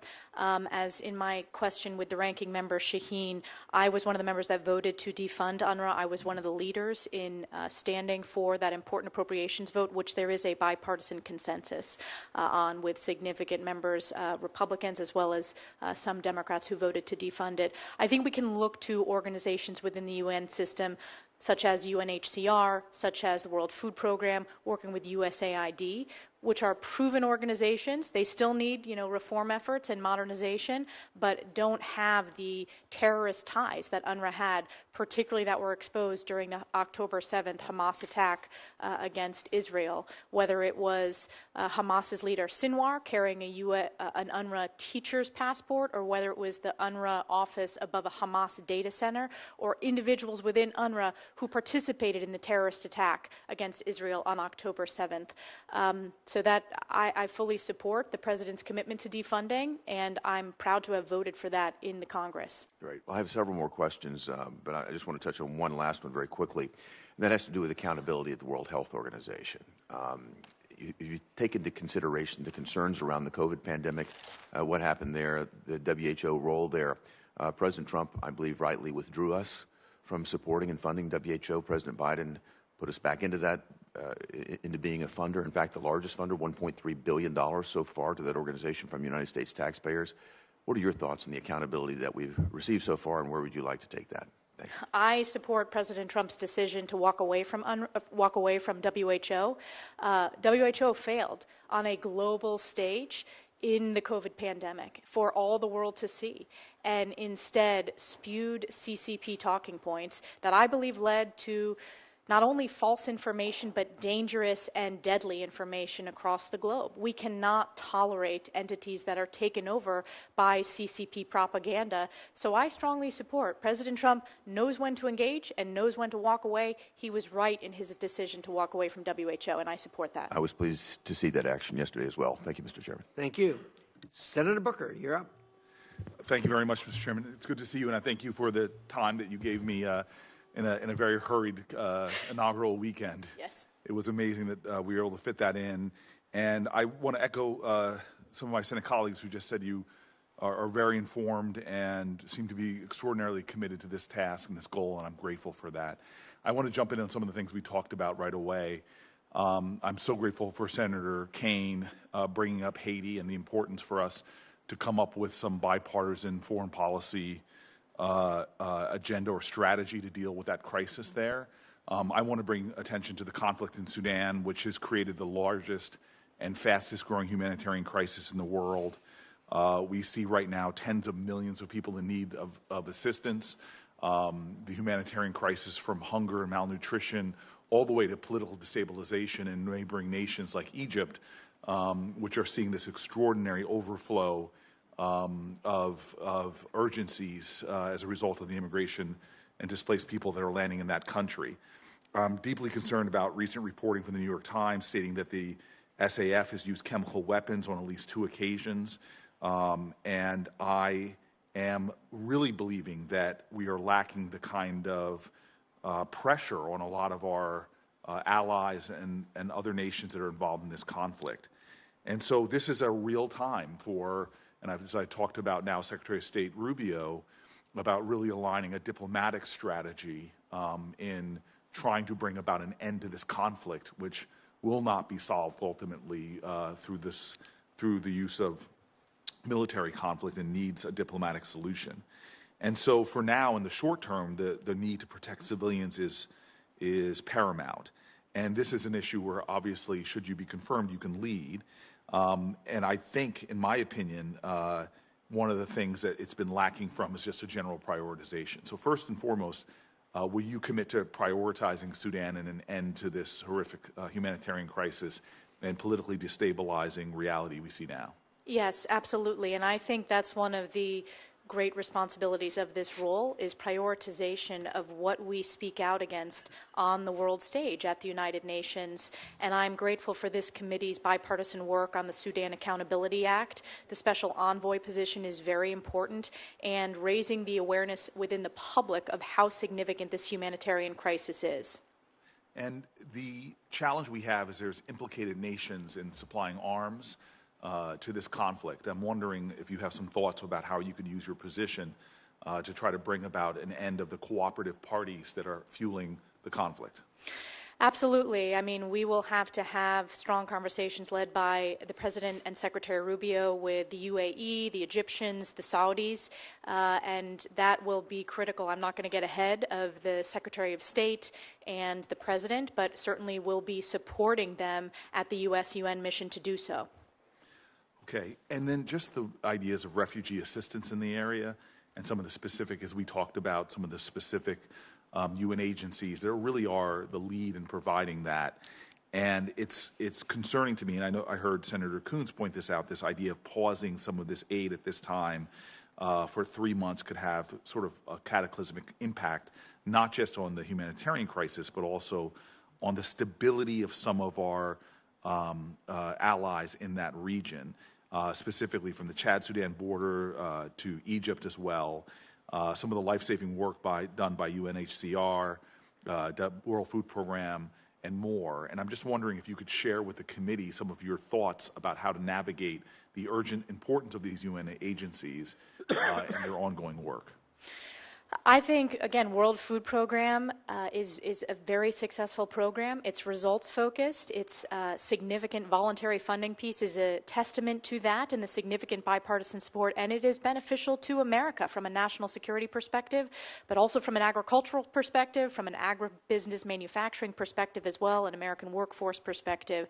So I think we need to look at all of our programs, do an assessment of, do they answer the questions of, does it make America stronger, safer, more prosperous? That should be our guiding light, and America First, peace through strength. And I am very committed to ensuring that all the U.S.-UN programs that we do that assessment, and where America leads, I think we're going to come out in top in terms of the efficacy. And I'll just say in conclusion, because my time is up, the challenge we often have is we're reactive to crises, that if investments were made early on in the stability of nations, we could have done much better. And in many ways, with this global power contest between us and the Chinese, we allow them to get advantages from our lack of even engagement or focus. The continent of Africa is the future in terms of humanity. 1 out of every 4 people on the planet Earth will be from the African continent by 2050. It seems that the Russians and the Chinese understand that because they're playing large and significant, and I would say a profoundly disrupting force there. And so having a person in the position in which you're nominated for who is focused on the continent, who is engaged and making sure that we as the United States protect our interests, things that make us safe, strong, and prosperous, and understand that as we look to the future, we have to be in now in helping to avert not only the crises that often begin to destabilize regions and cause fertile ground for terrorism and government overthrows, but also start to develop the bonds of trust and partnership that are necessary for long-term prosperity for us and many of the extraordinary nations who want to ally with us and not the Chinese. Mr. Chairman, thank you. Thank you, Senator Booker. Senator Curtis. Thank you, Mr. Chairman, Ms. Ranking Members. Great to be here. Representative Stefanik, I enjoy calling you that, at least for now. I feel like I have a little bit of advantage over so many, having served with you in the House, and bring nothing but good comments about your service there and favorable impressions of your work there. Also enjoyed serving with you on the first China Task Force, and appreciate your work in protecting Taiwan and protecting Israel. And to talk just a little bit about Taiwan first and China first, UN Resolution 2758 shifted a recognition of China at the UN from Republic of China to the People's Republic of China, but didn't really address Taiwan and their status and their sovereignty. China has been since working to reinterpret the resolution to reassert sovereignty over Taiwan, and particularly in international organizations. One example of this that kind of jumps out is International Civil Aviation Organization. They've implied Taiwan as part of China in a press release, and this was most noticeably evident during a viral World Health Organization interview at the height of COVID-19. When a Hong Kong journalist asked about Taiwan's pandemic response, the official avoided the question about Taiwan, stating, "We've already talked about China," and all parts of China, implying Taiwan was part of China. I think the American taxpayers, I think you and I would agree on this, should not be subsidizing the salaries of people who undermine Americans' allies. So can we talk specifically about how we counter China's influence in the UN, specifically ensuring that Taiwan gets fair treatment as it comes to China? And there's a lot of organizations, world organizations, that Taiwan can belong to. And we'd love to just hear your thoughts on that. Yes, thank you so much. It's great to see you on this side of the Capitol now, Senator Curtis. It was a real privilege to serve with you for many years in the House. You and I have worked extensively on this issue, both setting up the China Task Force, which led to the bipartisan Select China Committee. As I mentioned in some of the previous questions, I am committed to making sure that Taiwan has the most maximum meaningful participation within the UN system, as it should in all international organizations. We have to be vigilant, both in the long term and the short term, to make sure that China is not able to make significant inroads with the CCP in international organizations. I also want to point out that I have a record on this issue legislatively. Over the past decade, I have voted consistently in support of defensive aid to Taiwan. I believe deeply in deterrence to avoid war in the Indo-Pacific, and you can look at, whether it was the last major vote we took on that defensive aid package, I voted in support of it. Yeah, thank you, and would love to help you in those efforts. I think it's very important for the U.S. and for our taxpayers. I sponsored a bill over in the House that would actually require the State Department to rank the agencies in the UN by order of importance. And you can see on one hand, we have the Security Council, where it's important for us to have a veto vote, and then UNRWA. And yet the State Department insists that these are all equal and all important in the U.S. interest. I understand the President plans to defund some of these. Can you give me a sense from your perspective how you begin to with your team, limited resources, figure out which of these agencies are actually important in the best interest of the United States and which ones we need to address? Thank you. We want to do a full assessment of all the UN sub-agencies and making sure that every dollar goes to support our American interests. As the U.S. ambassador, I believe that is my responsibility, to stand up and support the American people and President Trump's America First, Peace Through Strength. In terms of our assessment as this confirmation process, for example, the UN Security Council is in a different position than UNRWA, which I think should be at the bottom of the list. And I have voted to defund UNRWA, and we've discussed that extensively today. But I am interested in that bill and in seeing the outcome of that bill. I would like to see a ranking, and we want to do that assessment working with Secretary Rubio and working with President Trump and the National Security Council to make sure that the programs we're funding represent our values. Sometimes back home, you hear the calls to defund United Nations, and it's more nuanced than that. And so to the extent that we can better clarify which of these agencies are helpful and in the U.S. interest and which are not, I think would be terrific. And I think connecting it to the American people directly. For example, take the World Food Program, connecting that to our American farmers. I have a very agricultural district. That's important to make that connectivity to the American people who are very interested in where their taxpayer dollars are going, as they should be. Yeah, thank you very much. I yield my time. Thank you, Senator Curtis. Senator Murphy. Thank you very much, Mr. Chairman. Thank you very much, Representative, for your commitment to the country and your willingness to serve. I deeply appreciate the work that you have done to combat anti-Semitism. I appreciate your commitment to bring that work to the United Nations. I think it is a cancer, both domestically and internationally. You and I worked together over the last year and a half to dramatically increase funding for the not-for-profit security grant program that sends money to synagogues and Jewish community centers to invest in security upgrades. I'm heartbroken that we need to do that, but it is an important moment to support those communities. I agree that it's a problem you will confront at the UN. It is also a problem, as you have raised, domestically, both on the right and the left. I think anti-Semitism work is best when we call out what's happening on both sides of the aisle. What do you think of Elon Musk, perhaps the president's most visible advisor, doing 2 Heil Hitler salutes last night at the president's televised rally? No, Elon Musk did not do those salutes. I was not at the rally, but I can tell you I've been at many rallies with Elon Musk, who loves to cheer when President Trump says we need to send our U.S. space program to Mars. Elon Musk is a visionary. I'm looking forward to his work in DOGE, the Department of Government Efficiency, and look forward to looking how we can be more efficient and effective, but that is simply not the case. And to say so is the American people are smart. They see through it. They support Elon Musk. We are proud to be the country of such successful entrepreneurs. That is one of our greatest strengths as Americans. Let me share with you what a few Americans have said about it. Evan Kilgore, a right-wing political commentator, wrote on X, "Holy crap, did Elon Musk just Heil Hitler at the Trump inauguration rally? This is incredible. We are so back." Andrew Torba, who's the founder of the right-wing Christian nationalist social platform Gab, said incredible things are happening as he amplified the visual.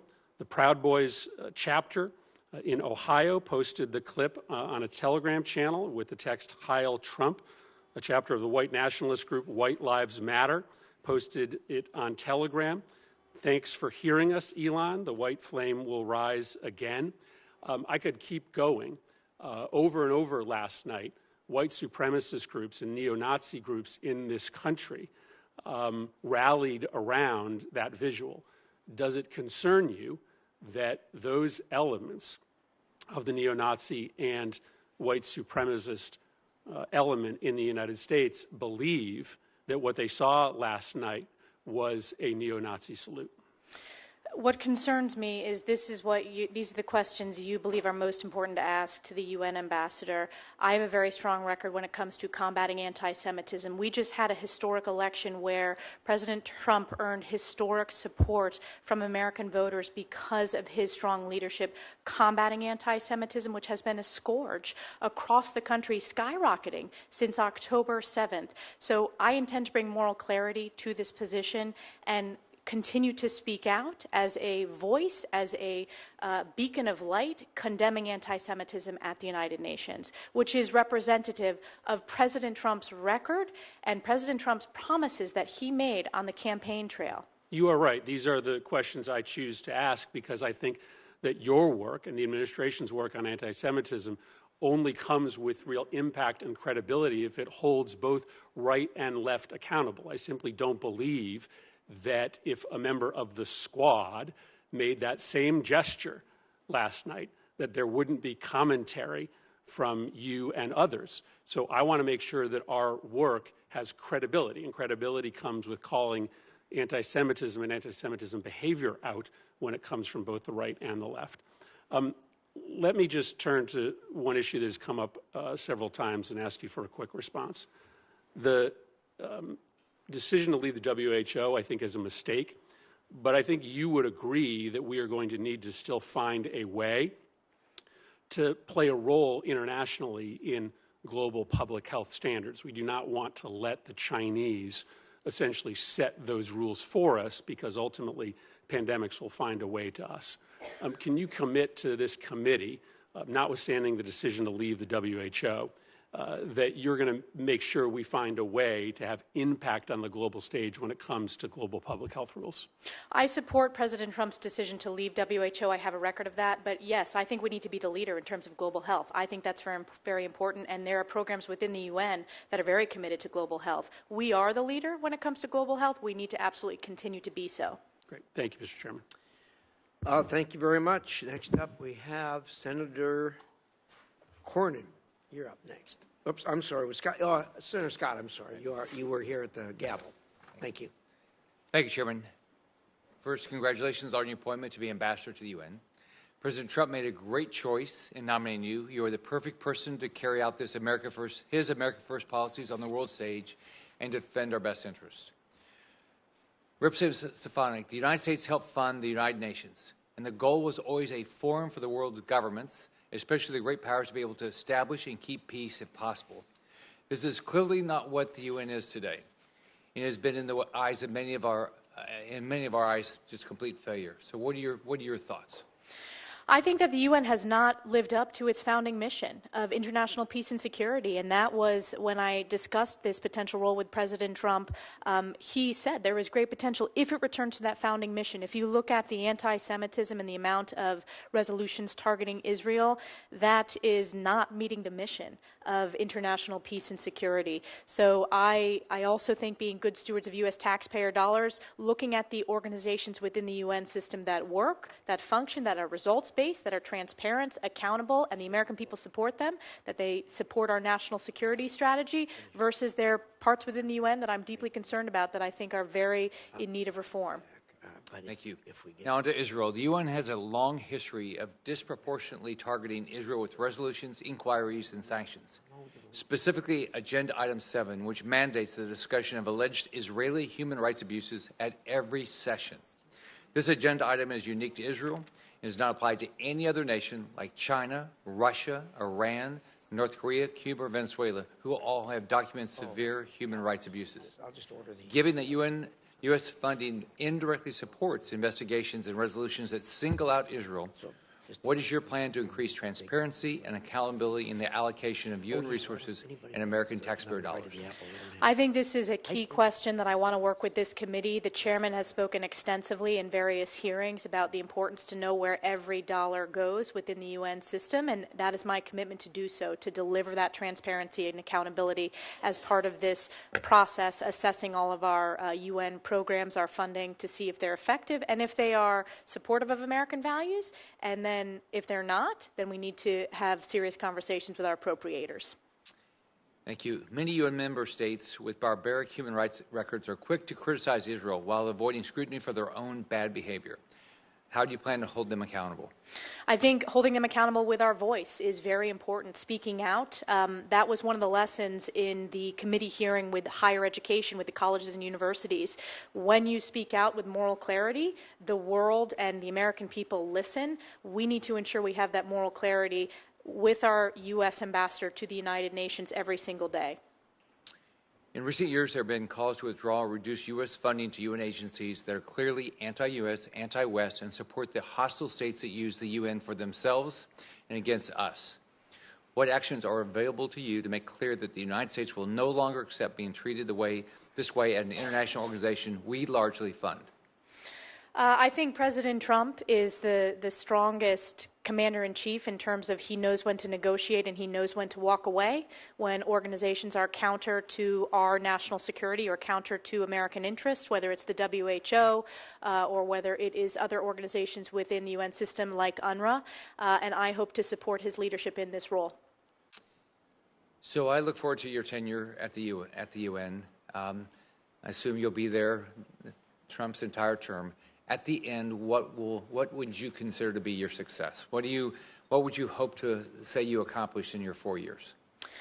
I would hope to accomplish support of President Trump's America First, Peace Through Strength. I would also hope to accomplish significant reforms to demand results and efficacy of every dollar that goes to the UN.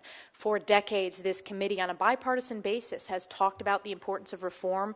We need to get that done. I think it fits squarely with this Department of Government efficiency and one of the major issues that the President campaigned upon. And I also want to make sure that every U.S. taxpayer dollar goes to support making America stronger, safer, and more prosperous, working directly with the Secretary of State to do so. And President Trump campaigned on peace and no new wars. He is the president of peace and no new wars. I also think we have a unique opportunity, for example, to build on the success of the Abraham Accords in this second term, and I hope to support that in this role. Thank you. You're going to do a great job. Thank you, Chairman. Senator Rosen. Well, thank you, Senator Ricketts, for filling in for Chairman Risch, and Ranking Member Shaheen for holding this hearing today. And thank you, Congresswoman Stefanik, for your decade of service in the House, for volunteering to serve our country in this new role. I enjoyed working with you when we were on the House Space Science and Technology Committee. I want to congratulate you again on your nomination. And I do really appreciate your comments today about how you'll tackle anti-Israel bias at the UN, which, of course, I'm also extremely concerned about, but it's precisely because of that bias that I believe we must lean in to leadership at the UN, not diminish our role. And as you and I discussed last week, if we're not at the table, our seat will be taken by someone who does not share our values and does not defend our allies. And so I'm going to move on to some other questions that haven't been asked, and I'm going to move on to Lebanon because there's a lot going on. And the UN Security Council Resolution 1701 states there should be no armed presence in southern Lebanon other than the Lebanese armed forces. UNIFIL is charged with monitoring and enforcing this resolution. But instead of disarming, Hezbollah has expanded its military presence, stockpiled weapons, constructed tunnels, often outmatching UNIFIL peacekeepers who are not mandated for broad offensive actions, especially against a terrorist group like Hezbollah. Even in the wake of Israel's successful degrading of Hezbollah forces and the LAF moving into southern Lebanon, it is clear that something has to change. UNIFIL must support the effort if more of these achievements are to be sustained. So, Congresswoman Stefanik, how can the U.S. ensure that UN Security Council Resolution 1701 is fully enforced, and how will you work within the UN system to ensure that UNIFIL can play a significant support role in maintaining security in Lebanon? Thank you, Senator Rosen. It's a very important question. I'm glad you raised it. UNIFIL has not met its mission. It has failed as we've seen the digging of the tunnels, as we've seen tens of thousands of rockets from Hezbollah into Israel. And we've had tens of thousands of Israeli families who have had to leave their homes in northern Israel because of the rockets. We need to ensure that UNIFIL is a peacekeeping mission that we need to do an assessment of. It has failed in its mission, and we're going to have a strategy moving forward. I do think this is an opportunity with the effective operations of Israel against Hezbollah and Hamas leadership to continue to build on that success, to not have these regime of terror continue to grow in those regions. Well, thank you. I look forward to working with you on that. And staying in the region, I want to focus on Syria for a moment, because the UN Security Council also has an opportunity to play a critical role in supporting Syria's political transition following the fall of Assad's brutal regime. The U.S. had previously supported UN Security Council Resolution 2254, which provided a roadmap for an inclusive, non-sectarian Syrian government. But this resolution was passed nearly a decade ago, and a lot has changed in the last 10 years. So what do you think the role of Security Council Resolution 2254 should play in Syria's future? If it is outdated, I know you'll take a look and review it. Do you have an opinion about what might need to change or how we respond to recent developments? I think it's a starting point that we need to look at. Obviously, this is a significant change within the region, within the Middle East, with the Assad regime, which I condemned consistently during my time in Congress. The brutality, the human rights, the chemical weapons used against the Syrian people. We need to be cautious and judicious with the new leadership in Syria. We cannot allow it to be a den of terror against its own people. So I would view that as a starting point as we discuss this on the National Security Council and as the President makes his decisions for the best approach when it comes to our approach to Syria. And being sure that we deliver that humanitarian aid that we need. I want to finish my last few seconds talking about UNESCO and artificial intelligence. So the field of artificial intelligence rapidly evolving, again critical. We have a seat at the table to develop shared AI standards, guardrails, best practices. UNESCO has become an important forum for global conversations around the ethical development and use of AI, and produced the first ever global standards on AI ethics in November of 2021. We know China's made a concerted effort to increase its engagement with standard-setting bodies, including UNESCO. And do you agree that Chinese influence in international AI standards pose a national security risk for the United States? And how would you go about working on artificial intelligence standards? Yes, I'm deeply concerned about China's standards within the AI framework. I think we need to win the AI race. This is an issue that I've worked extensively on a bipartisan basis on the House Armed Services Committee. I helped stand up the Joint AI Center within DoD. We need to work with the private sector as well to unleash our AI capabilities to be the world leader and work with partners. I think this is a real opportunity to work with partners and allies around the world to make sure that our standards, based upon the ethical use of AI, that is the approach. When it comes to UNESCO, this will be a decision at the presidential level, but certainly I understand the importance of U.S. leadership when it comes to AI and global standard setting. Thank you. Thank you, Madam Chair. Senator Cornyn, we'll go to you now. Ms. Stefanik, as you pointed out, the United Nations has a long and shameful history with regard to its treatment of our ally, Israel. And you alluded, and I think quite appropriately, to the Daniel Patrick Moynihan's statement about the 1975 resolution basically calling Zionism a form of racism. And I think history has remembered that as a Moynihan moment, and I look forward to many Stefanik moments during your tenure there at the United Nations. I'm pleased to support your nomination. I have a couple of questions, one about Iranian nuclear aspirations and the other about Russia. First, let me start with Russia. We know that Mr. Putin does not honor any obligations of the Russian Federation dating back to 1994 with the Budapest memorandum, where he said they would protect Ukrainian sovereignty in exchange for relinquishing their nuclear weapons. More recently, he's not only engaged in an unprovoked and barbaric attack against Ukraine in violation of that very agreement, but also engaged in a de facto annexation of Belarus.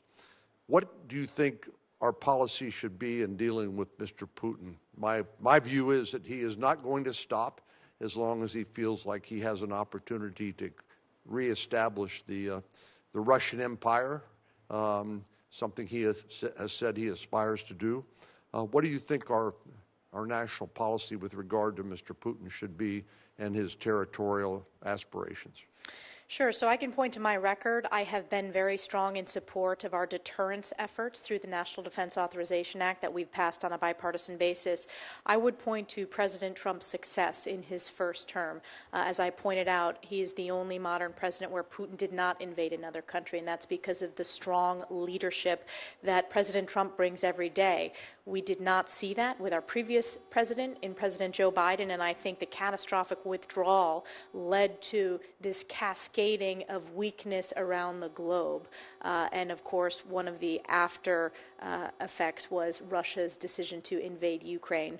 I think the president needs to have maximum flexibility to bring this resolution to an end, a peaceful resolution, stopping the killing, stopping the bloodshed. He campaigned on this issue, and certainly Secretary Rubio testified extensively on this issue as well. So I want to support his commitment to do so through his special envoy and his decisions as president.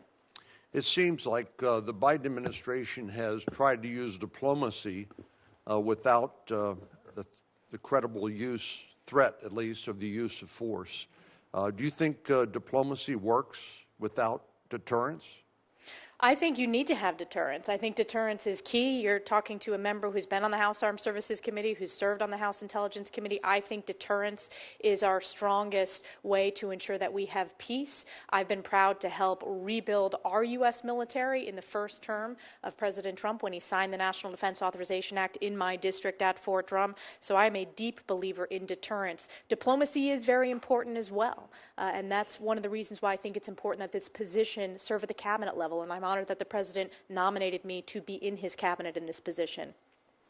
As you know, because you have a record dealing with the UN Security Council Resolution 2231, adopted as part of that deal, the Iranian nuclear deal in 2015, was snapback sanctions if Iran violated the agreement, which it has clearly done time and time again. President Trump sought to initiate those snapback sanctions in August of 2020, but it was not successful at the time. In 2023, you signed a bipartisan letter, as you'll recall, to the British, French, and German leaders, urging them to immediately initiate the snapback mechanism. How important do you think it is that that snapback occur, and what threat is there to the region and to world peace of Iran acquiring a nuclear weapon? Oh, it's the most significant threat to world peace and specifically to the region. And I have a long record on this issue. I think it will be an important tool to consider in the president's toolkit as he pushes back on Iran. If you look at the success in his first term of the maximum pressure campaign on Iran, we had the Iranian regime, he had the Iranian regime at its weakest point. And what we have seen with the hundreds of billions of dollars sent to Iran during the last president is you have an emboldened Hamas, who committed the bloodiest day for the Jewish people since the Holocaust on October 7th. You had an emboldened Hezbollah, which luckily successfully Israel has continued to eradicate the terrorists of both Hamas and Hezbollah, and that's funded by Iran. So it has a cascading effect across the region. One of the greatest breakthroughs to push back on Iran is the Abraham Accords and building upon that success. Also using our energy policy, and President Trump was a visionary in this space, understanding that energy policy is national security around the world. Thank you. Senator Van Hollen. Thank you, Mr. Chairman. Representative Stefanik, it was good to meet with you the other day. We discussed many of the important issues you will face at the United Nations. And I was pleased to hear you say that despite your voting record in the House, you support funding for the United Nations and most of its agencies. And we agreed that U.S. disengagement from the United Nations would simply cede lots of territory to our adversaries. Sadly, President Trump's decision to leave the World Health Organization will do just that. I believe it will make us less safe. Viruses don't respect national boundaries.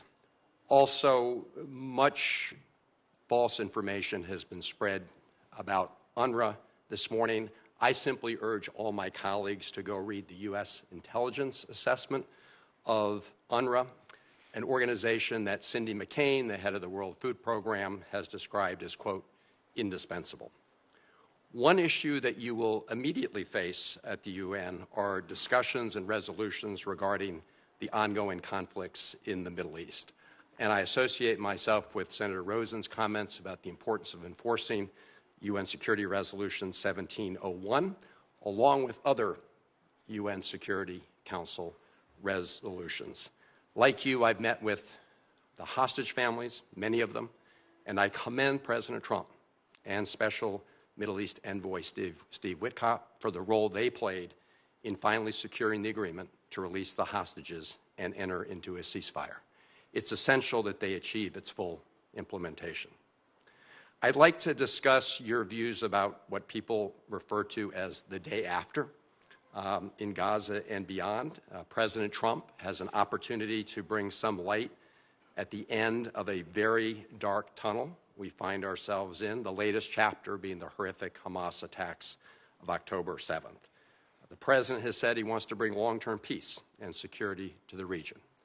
Clearly, Hamas can have no role in that future.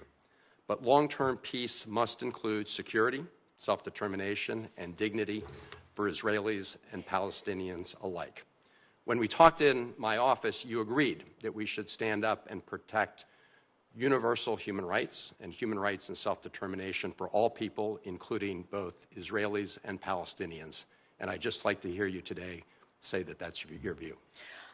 To put that view in the context of the day after question, I think President Trump is uniquely positioned at this very challenging moment to bring peace to the region, to eradicate terrorists of Hamas and Hezbollah, to protect Israel's national security. If you look at the failures, we've given billions of dollars, and this is just the bilateral aid to the Palestinians, and it has been abused by Hamas. Representative Stefanik, it was a very simple question.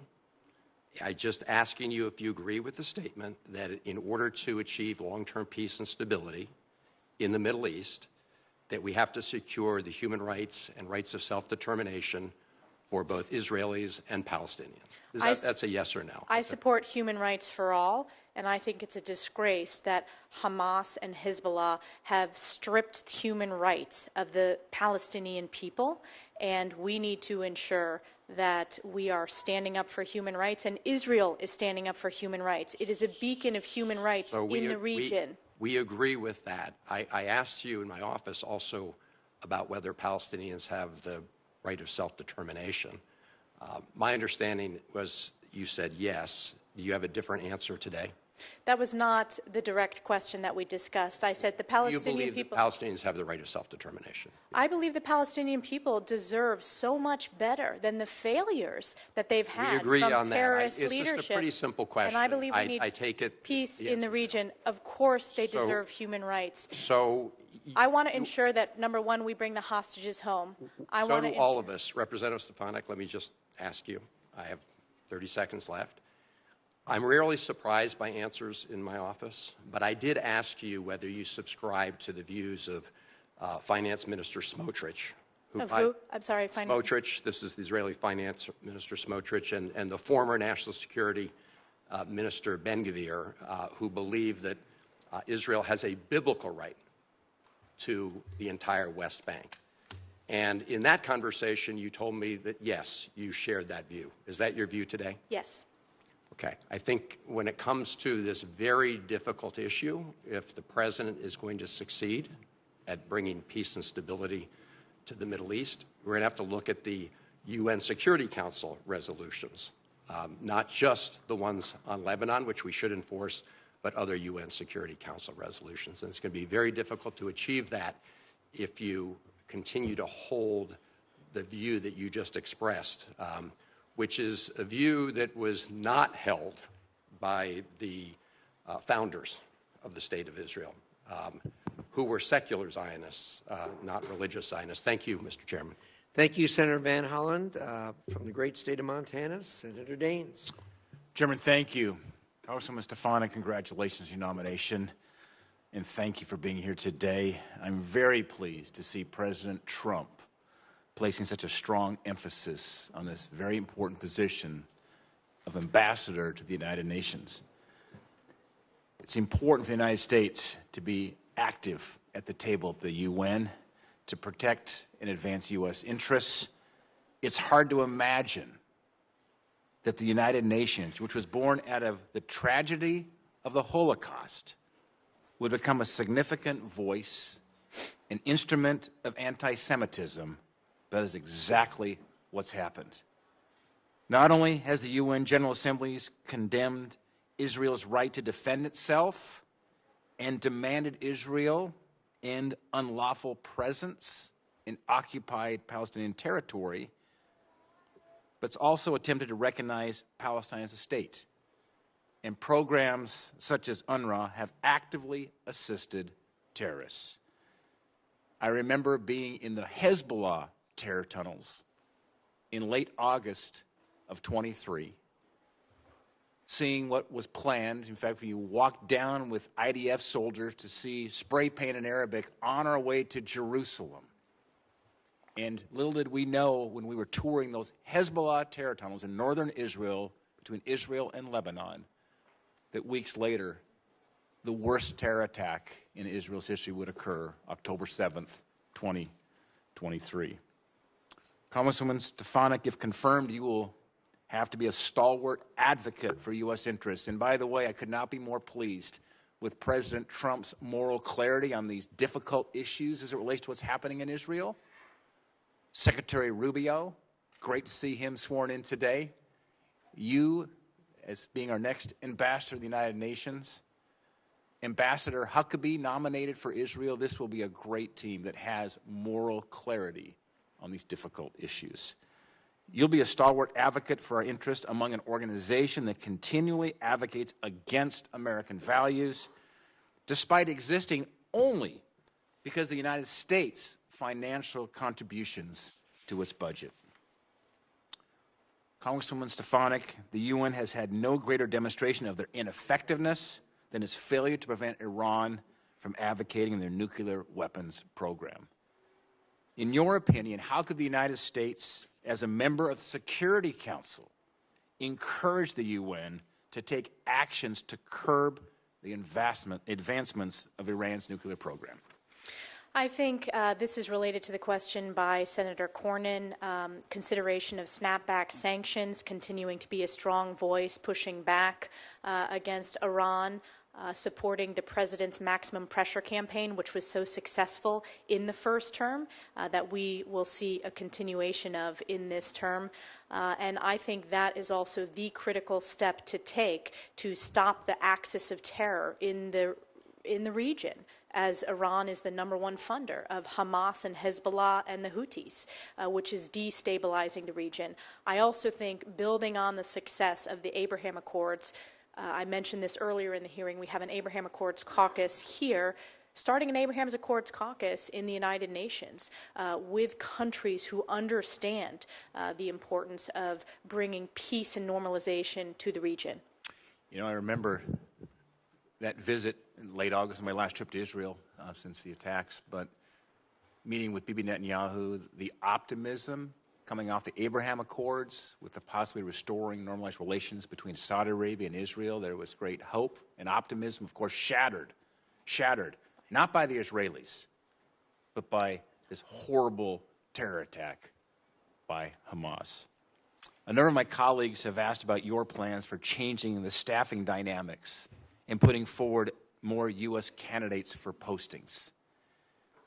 Congresswoman, I'm very supportive of this, but how do you plan to push back against individuals like the Secretary General who lowered flags to half-staff for the butcher of Tehran, their late president? We're going to push back with strong moral clarity. We're going to push back with President Trump's America First, Peace Through Strength. As the United States ambassador at the United Nations and the #1 funder, we are going to push back strongly and clearly. I appreciate your moral clarity, your strong leadership, your 10 years in the U.S. House. Pleased to serve with you on the Hill, and you will be a great ambassador to the United Nations. Thank you. Thank you very much. Senator Barrasso. Thanks so much, Mr. Chairman. Congresswoman Stefanik, congratulations. I believe you're going to be terrific. A couple of things I wanted to talk to you about. Israel has continually been subjected to biased resolutions and politically motivated investigations at the United Nations. The UN so-called Human Rights Council has a standing agenda item, and that standing agenda item is called item number 7, and it exclusively targets Israel. It makes it the only member of the UN, the only member state singled out in this manner.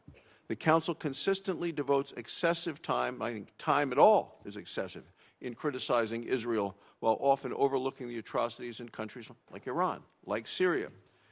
2024 alone, the UN General Assembly adopted 17 different resolutions against Israel, compared to only 6 against the whole rest of the world. I mean, it's astonishing that this is going on the UN. So what are your views on item 7, and what steps would you think to do in terms of removal of this from the permanent agenda? We need to work to remove it from the permanent agenda. This is counter to our national security interests. It's counter to our values. And this is emblematic of the anti-Semitic rot that is pervasive within the UN system.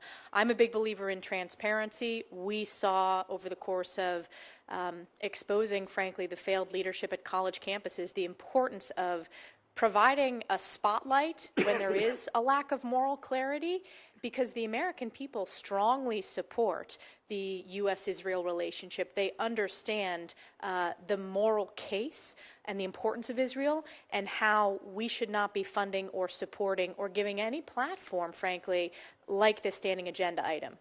Are there things you have in mind in terms of how we can pay greater attention to the true human rights situations that are taking place in Iran, in Syria, and have the UN be forceful at all? Yes, we should have, when previous U.S. ambassadors chaired the Security Council for their month, human rights was on the agenda item. I want to make sure that that continues to be a priority, speaking out on human rights issues, which there is significant bipartisan records of both sides of the aisle coming together to really raise the awareness and speak with that moral leadership from the United States of America on these humanitarian crises and speaking up for human rights. You've answered a number of questions about China. And today, and this is a question I want to ask you. I asked the same question to Senator Rubio the other day, because I think China continues to have an unfair advantage due to the definition of China being the status listed as a developing nation, as opposed to the second largest economy in the world. To me, it's not a developing nation, which has huge advantages as a result of that in terms of funding and ability to borrow money and others in the world stage. So do you believe that China is a, quote, developing nation, and what's your plan to ensure that China is no longer able to exploit what I believe is an inaccurate label currently at the UN? No, and they have exploited not only that inaccurate label, but they are the greatest perpetrators of intellectual property theft. They are the most significant national security challenge. I think generationally, this will be the greatest challenge that my generation faces. And I think that we have an opportunity, because if you look at the bipartisan focus and concern on ensuring that we not only meet this challenge, but that our values, we continue to strengthen our partnerships and allies around the globe, I think we have an opportunity to deliver real bipartisan results in this space. Right. You, I think, used the words accountability, transparency. I know that's the way you acted in Congress, and what we'll do with this. The U.S. contributes, 22% of the UN total budget right now. How are you going to ensure that that financial burden at the UN are actually shared more equitably in accordance with current economic realities? Well, first of all, working directly with members of the House and the Senate, with our oversight members and specifically the appropriators, is very important. I think, as I discussed, doing an assessment of all of our funds, ensuring that we're being good stewards of U.S. taxpayer dollars, that we're looking at results-based entities within the UN system, organizations that support American interest, America first, peace through strength, and working with our national security team to do so. I want to provide this committee with full transparency about where every dollar is going within the UN system, which, frankly, this committee has not gotten before, and we deserve that as good stewards of U.S. taxpayer dollars. I believe I one time heard you say, we are the nation of the United States, not the United Nations. And how are you going to preserve and protect American sovereignty within the UN? I deeply support American sovereignty, and I know that I'm going there to be, if confirmed, the ambassador of the United States to the United Nations and not the other way around, and I will always stand up for American values. Thank you. Congratulations. Thank you, Mr. Chairman. Thank you, Senator Barrasso. Senator Lee, thank you for joining us. The floor is yours.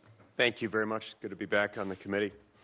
Representative Stefanik, congratulations on your nomination. To start off with, I'll say that I've made no secret about the fact that I've got a healthy degree of skepticism about the United Nations. In fact, I've introduced a bill to defund it.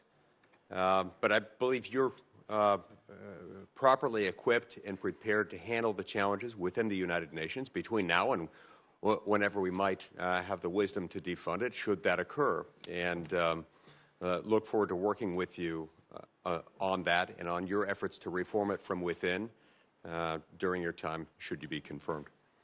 Now, the United States is one out of 193 member states belonging to the United Nations. In this setting, the U.S. will obviously need to engage with allies and bring about any needful, proper reforms within the UN. Who do you consider our best allies within the UN system? The Brits are a very important ally in the Security Council. Israel is a key ally. I think we need to continue to make inroads with developing countries within South America and Africa. It is important to build on the success. China has had a significant effort to try to peel off those votes in the General Assembly. So I think we need to approach it that every country has one vote. And I know that as a House member, no matter what your district is, you have one vote. We need to build up and build our coalitions. Japan is obviously a key ally. Australia is a key ally. But on the P5, the Brits, we share so many values and are incredibly important. French are also an important ally as well. And then Israel. Israel is a huge priority for me, and making sure that the rest of the world knows that the U.S. stands strongly with Israel. And how would you describe the attitude of the United Nations as a whole toward Israel? I would say it's anti-Semitic. Anti-Semitic. My thoughts exactly. And that is a problem, given the U.S. relationship with Israel. It's a problem that the United Nations takes such a hostile approach. It's also concerning that within the United Nations Security Council, we have people who, let's just say, don't share our interests, who have veto power. How does that limit our ability to affect significant change within the United Nations? It's a significant challenge. It's a challenge that the ambassador, and if confirmed, we will face every day with China and Russia's veto on the P5.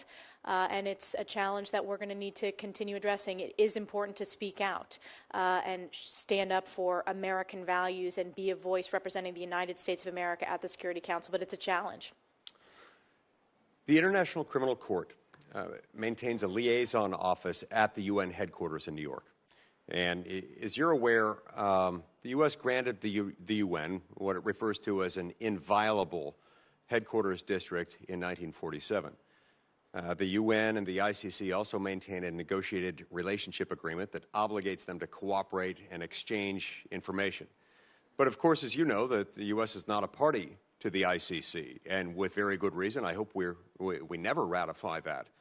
In light of this, what are your thoughts on the cooperative relationship between the UN and the ICC? And would you support a negotiation of the United Nations headquarters agreement to clarify that the UN shouldn't be housing other international organizations to which the U.S. is not a party, particularly those organizations that take positions hostile to the interests of the United States? Well, thank you for the question, Senator. I have a significant record pushing back on the ICC. It is, first of all, we are not party to it. It is targeted U.S. service members as well as targeting Israel. And we just passed on the House side important legislation pushing back on the ICC's disgraceful anti-Semitism. I want to take a look at what you just proposed. I am open to assessing that, and I want to work with our oversight members to do so. I do think it's important to make sure that no U.S. taxpayer dollars, that there is any connection to that, because it is counter to our values. Right. And therein lies one of the problems. We are the largest donor nation to the United Nations. We also are in a situation in which most of the money that we contribute is voluntary, not mandatory. Nobody else comes close to what we dole out and yet many of our interests are contravened by things that the UN does or has been doing, has been inclined to do. And that creates a problem. The problem is compounded further by virtue of how a lot of this money makes its way to the UN. We put something in the neighborhood of about $20 billion a year in there.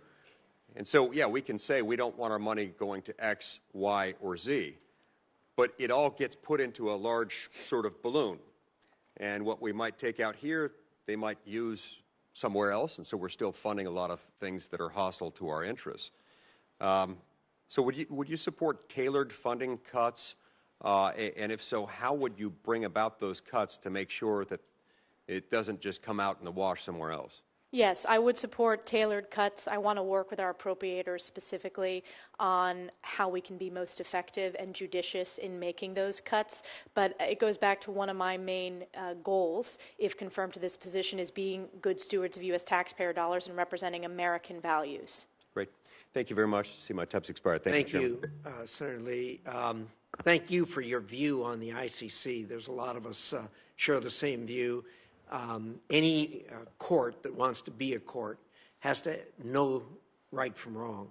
And for the ICC to proclaim some kind of moral equivalency between Israel and Hamas is ridiculous. They can't have any kind of standing in a judiciary or legal system with that kind of a view. So thank you for your view in that regard. Senator Schatz. Thank you, Chairman. Ms. Stefanik, nice to see you again. Thanks for taking the time. Speaking of every country having a vote, we had a pretty constructive conversation about the Pacific Island nations with which we've, I think, made some progress in terms of engagement, but it's kind of a mixed bag because of the PRC influence. And I'd just like to hear you say in public what we discussed in private, which is that it is important that we remain engaged in all these little nations, which are sovereigns and all do have a vote at the UN for strategic purposes. When we talk about the Asia-Pacific region, we tend to talk about South Asia, East Asia, very little about the countries that occupy the Pacific Ocean, and I'm wondering if you can talk about that. Yes, absolutely. And considering the importance of the region, all regions are important, but the threat of a rising China in the region, it's increasingly critical that the U.S. continue to strengthen our partnerships, our diplomatic outreach to all countries, big and small, within Indo-PACOM, and it is a commitment to do so within the Pacific Islands that you and I discussed. And it's deeply tied to your state's national security. Sure is. As you know. You know, there are kind of two theories of the case around how to use the UN to counter PRC influence. And I think you and I are on the same page as it relates to what to do next. My own judgment, and then you can tell me if you agree with this, is that to the degree and extent that we want to engage in muscular diplomacy, muscular foreign policy, muscular defense policy, it is not actually in our interests to recede away from all these UN bodies. And obviously Senator Lee and I probably disagree about the UN itself and some of the policies that it's made. But I think that we would be cutting off our nose to spite our face if we just go away from these international convenings. And so, because China is not going away, they are trying to run the meetings. And to the extent that we withdraw, I know WHO is a done deal. I know Paris is a done deal. Fair enough. Elections and consequences and all of that. But I am worried that we're going to just get out of the room and then relegate ourselves to observer status and then wonder why we're losing the battle in the room. And I just want to know if you are committed to staying in those rooms, to fighting for American priorities and values, rather than sort of taking your marbles and going home. I think it's very important that we stay in those rooms, particularly the technical organizations like telecommunications, intellectual property, civil aviation. There was a discussion earlier about artificial intelligence. We need to lead with our standards and our values, and frankly, the world is looking for us to lead, and that's an important tool in our national security toolkit, and I look forward to working with Secretary Rubio and his strong record of being a strong voice in the U.S. Senate now that he's confirmed as Secretary of State. So certainly there will be policy disagreements. I support the President's decision, but we need to push back in the short term and long term against the CCP's inroads, and we need to do so with people as well, both at the lowest level, the starting entry levels within the UN system, but also the senior level and heads of these sub-UN agencies. Thank you for that. I know Senator Coons may have covered this a little bit. I understand there's a 90-day pause on all aid. And again, elections and consequences, like every president comes in and pauses all pending regulations and all the rest of it. But some of this is going to have material consequences like pretty quickly, and we don't have 90 days when it comes to our military partnerships. People don't have 90 days when it comes to humanitarian assistance. And I'm just wondering how we navigate through the absolute prerogative that a president has to set their own policy course versus 90 days could be too long for some communities and countries. Thank you for the question. I support the President's executive action. I think it's important that we be strong voices for the American taxpayer and ensure that all of our investments go to specific results, strengthening our national security, making America strong, safe, and prosperous, and bringing peace through strength. If confirmed, I will work within the National Security Council and with the President and Secretary of State to ensure that we have the strong tools that we need within the United Nations to work with Secretary Rubio on our broader national security strategy that the President has laid out for the American people. Yeah, I guess what I'm trying to figure out is, can we agree that 90 days may be too long and that if confirmed, you're going to try to figure out where to turn the spigot back on? Because right now, this is a blanket freeze, and I presume some of the things that are frozen are going to get unfrozen. It'd be better if we could unfreeze some of these things in 20 days rather than 90, because there are real geopolitical consequences to freezing all aid for 3 months. Thank you, Senator Schatz. I do support the President's executive order. We will work on the National Security Council to make sure that all the tools that are needed to protect our national security, and the diplomatic piece is an important part of that when it comes to the UN. I have confidence that the President's going to make sure that we have the tools we need to protect our national security. I liked your answer to the previous question better, but thank you very much. Senator Schatz, you raise a good point. When you do a blanket executive order like that, sometimes the law of unintended consequences takes over. Having said that, every one of these executive orders can be amended, and we have a history of amending them, both sides, over years. So I'm not as concerned about that, but it is a valid and legitimate point. Thank you so much. Senator Cruz, you're up. Thank you, Mr. Chairman. Congresswoman, congratulations on your nomination. You're going to be terrific. I want to go back to a topic you discussed with Senator Cornyn. I want to focus on Iran's push to build a nuclear arsenal, which poses, I think, the most immediate and acute threat to American national security. When the Ayatollah chants death to America, he means it. And I believe he would absolutely detonate a nuclear weapon over an American city if he could. The Trump administration got Iran's nuclear program in a box and kept it there.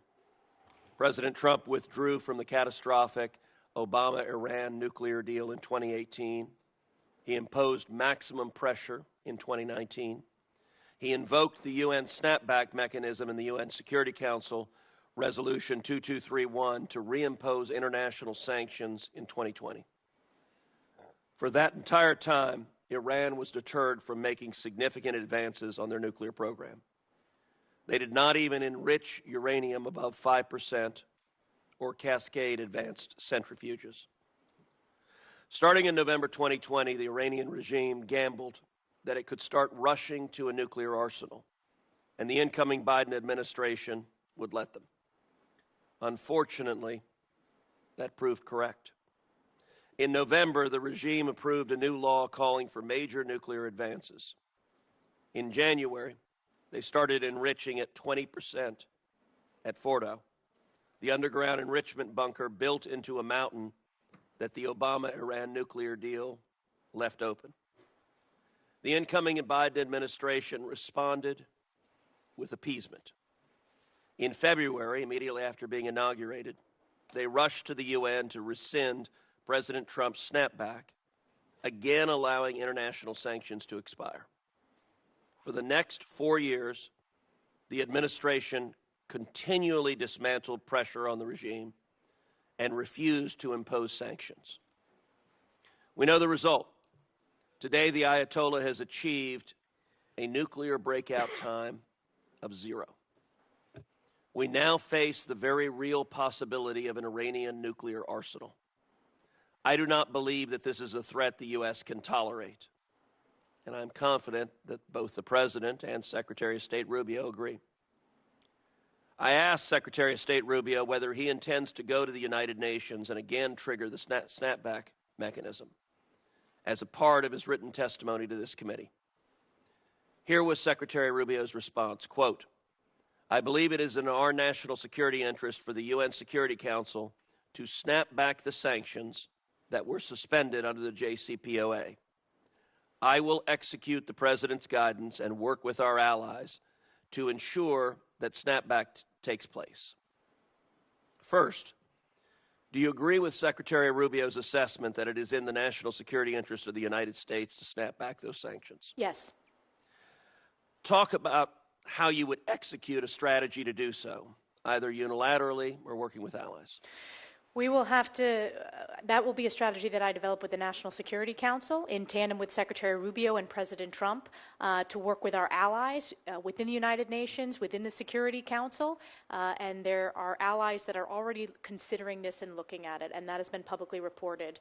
But obviously, pushing back on Iran is a top priority. It was a success during President Trump's first term, and we've seen the catastrophic results in loss of life during the previous 4 years when you have had an emboldened Iran that has led to directly the October 7th terrorist attack against Israel and Hezbollah firing tens of thousands of rockets against Israeli civilians.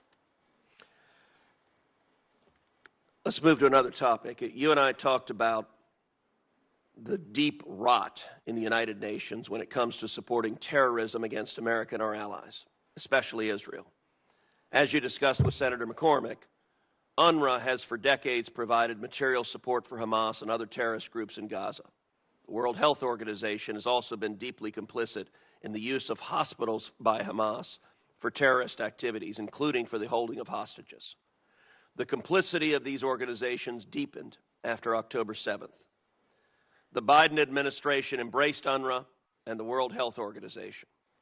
Congress prohibited the Biden administration from funding UNRWA, but the administration officials circumvented that prohibition by using UNRWA infrastructure.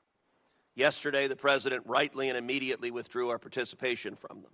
I think that was a critical first step, but the next step is to enable American citizens to hold these organizations accountable.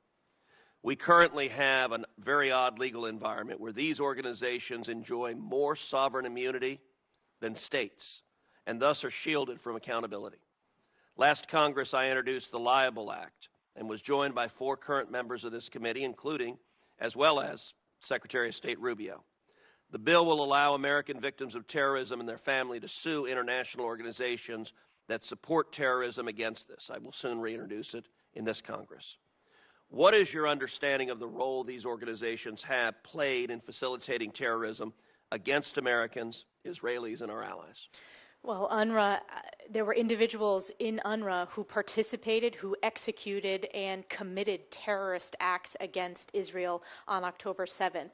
Sinwar, the leader of Hamas, carried an UNRWA passport. You had a Hamas data center under UNRWA headquarters. So the rot is deep. Congress made the right decision. I was proud to be one of the leaders when it came to defunding UNRWA.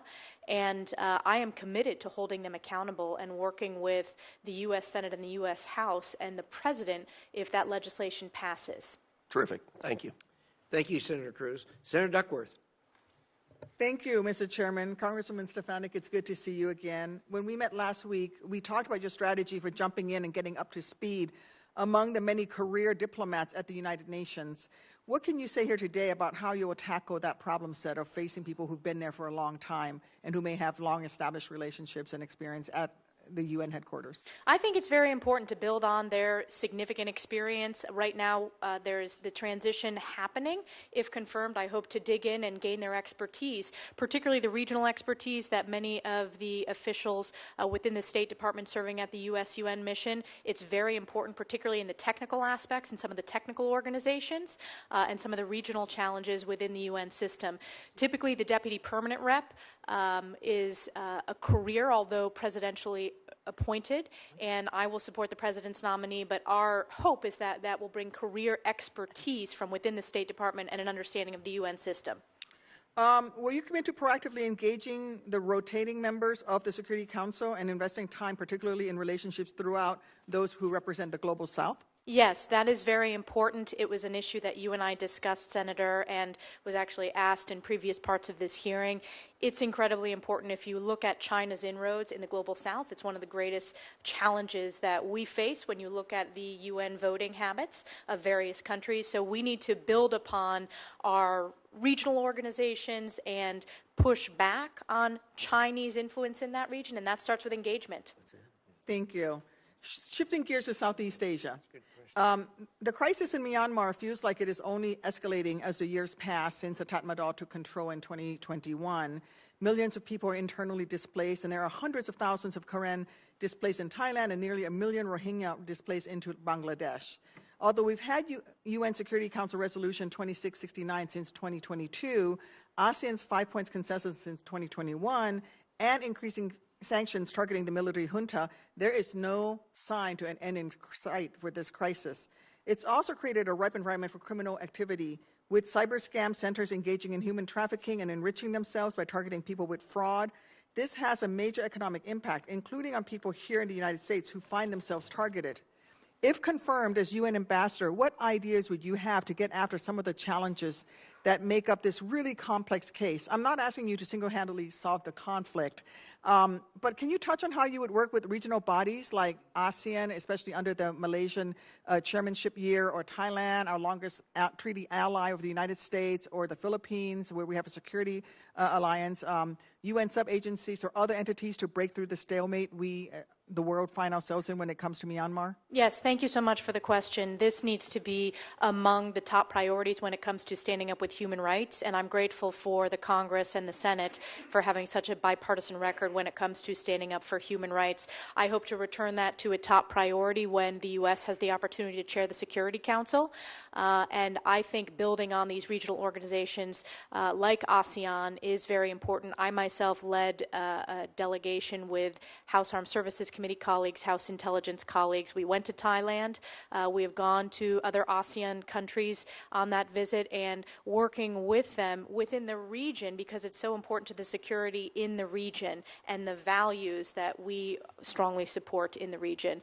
You point out Thailand as our longest ally, oldest ally in the region. That's a very important relationship, and you have my commitment to continue to build on that. And I also think, ASEAN in this particular human rights challenge that you pointed out, but I think we ought to build on these international organizations like AUKUS, the Quad writ large within the UN, because I think that helps continue to expand our ability to deliver diplomatic results. Thank you. I very much look forward to working with you in your new position. Congratulations. Thank you, Senator Duckworth. Thank you. Back, Chairman. Thank you, Senator Duckworth. Senator Shaheen.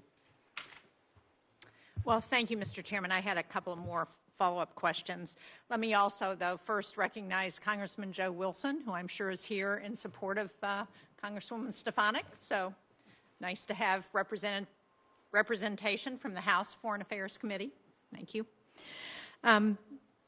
Congresswoman, the UN Security Council recently renewed the mandate for EUFOR Althea in Bosnia and Herzegovina through November 2025. It's been a constant challenge, and I worry that the UN-backed peacekeeping mission is needed now more than ever, perhaps in greater force because of the Republic of Srpska leader Milorad Dodik, who is sanctioned by the U.S., and he continues his secessionist threats. So if confirmed, will you commit to building consensus for maintaining that peacekeeping mission in the long term? Yes. Thank you.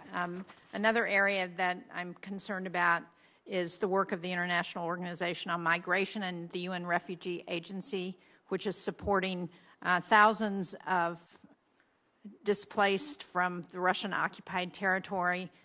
We know we have about 7 million Ukrainian refugees globally, 3.6 million internally displaced in Ukraine. Moldova, which is sandwiched between Ukraine and has significant Russian influence, hosts refugees that are equivalent to 5% of its population. It's dependent on UN humanitarian support especially. So if confirmed, will you continue to support these critical humanitarian operations in Ukraine and Moldova? I think it is important that we take a look at all of our UN entities and all of our UN agencies to make sure that they deliver results and represent our values. And I want to work with the National Security Council and Secretary Rubio to do an assessment, make sure that it's results focused, and get back to you once we do that. But I want to work with Marco on that. Good. Well, that's fair. And I think it's in our interest to help ensure that those countries who are impacted by the fallout from the conflict have the support to be able to withstand Russian influence so that they don't also fall as the result of conflict. And let me also register my support for the UNIFIL mission. Again, I think it's one that we need to examine and see how we ensure that they continue to be a strong bulwark against Hezbollah and what's happening in Lebanon. But we need to ensure that there is somebody there to address the peacekeeping that needs to continue now as the result of Lebanon has actually made some real progress in getting a president in place and a prime minister who are outside of the influence of Hezbollah. I think anything we can do to ensure that continues is really important. With that said, I also want to go back to Syria because you talked a little bit about the concern about HTS and what they will continue to do in Syria has come up in the questioning. The fall of Assad probably dealt as big a blow to Iran and Russia as anything that's happened in the Middle East in recent years. And I think it's important for us to think about how we fill that vacuum, because if we don't, or if those people who support freedom, support the opportunity for self-determination for the Syrian people, then we know that Iran and Russia and other players will come back in to the region. So can you talk a little bit about how you think we can ensure that humanitarian aid continues to get through into Syria and that the UN can engage to ensure that we don't have our adversaries filling that vacuum? I'm deeply concerned about our adversaries filling that vacuum. I also think that it's important that we continue to ensure that there is not another reign, frankly, of terror against the Syrian people. It's a very complex, there are open questions, and I want to work with Secretary Rubio and President Trump to ensure we have a real verification process. Go back to Reagan, trust but verify. I think that's really, really important before I make any commitments here today. And certainly I'm not going to get ahead of the president. There is no question that Assad's fall is a major blow to Iran, and it is an opportunity in the region for a people that have been human rights abuse, have been slaughtered by the Assad regime, the use of chemical weapons, and that's over the course while I've been in Congress as we've pushed back, and I credit President Trump for his effective military response to when Assad used chemical weapons. So I think I will commit to this committee that I'm going to work with the National Security Council, but will support the president's approach in a very unique and this moment in time where there's real opportunity, but we want to make sure that there's not terror. I appreciate that, and I look forward to working with you. And again, I think time is of the essence here, and we don't have a lot of time to look at what the options are before our adversaries move in. Thank you. Thank you. Good point, Senator Shaheen. Anything else for the good of the order? One very brief follow-up, Senator. Just wanted to ask you, what do you see as your most important lever or levers within the United Nations, should you be confirmed as our ambassador to the UN? What are your most important levers to wield authority to bring about reform? I think our vote on the Security Council and the fact that we are the biggest funder, we need to stand up for our values, American values at the United Nations. And I said earlier in my testimony, if confirmed, I will represent the United States. That is the responsibility, and that is what I'm hoping to do. But it's the UN Security Council vote, as well as our funding and the transparency and accountability that should come along with our funding. Great. Thank you so much. Thank you, Chairman. Senator Duckworth, you had a follow-up. Yes, thank you. Just one question, Congressman Stefanik. It's really about the rights of persons with disabilities and people with disabilities around the world. I think the United States is in a very unique position to lead, and I think this is a place where you can work with other nations at the United Nations when it comes to issues that persons with disabilities face around the world, discrimination and the like. We still are dealing with unexploded ordinances from the Vietnam War in places like Laos and Vietnam and Cambodia. Have you thought a little bit about what work you would do when it comes for the issue of persons with disabilities in your role as our UN ambassador? Absolutely, Senator, and I thank you for your leadership on this issue, working with so many senators across the aisle. I think it's a very important way that America can lead when it comes to human rights and human dignity, and I hope to bring that leadership, and I know that Secretary Rubio, during his testimony, committed to that as well from the State Department approach, so I hope to be a strong partner in doing so. Thank you. Yield back, Mr. Chairman. Thank you very much. At this point, I am going to order the letters of support and matters related thereto regarding Congressman Stefanik into the record. They will be placed in the record. I'm going to leave the record open until 5 p.m. tomorrow evening in case there are questions for the record from members of the committee. So with that, our thanks to you. Thank you for spending the time with us here today. And unless there's anything else for the good of the order, committee is adjourned.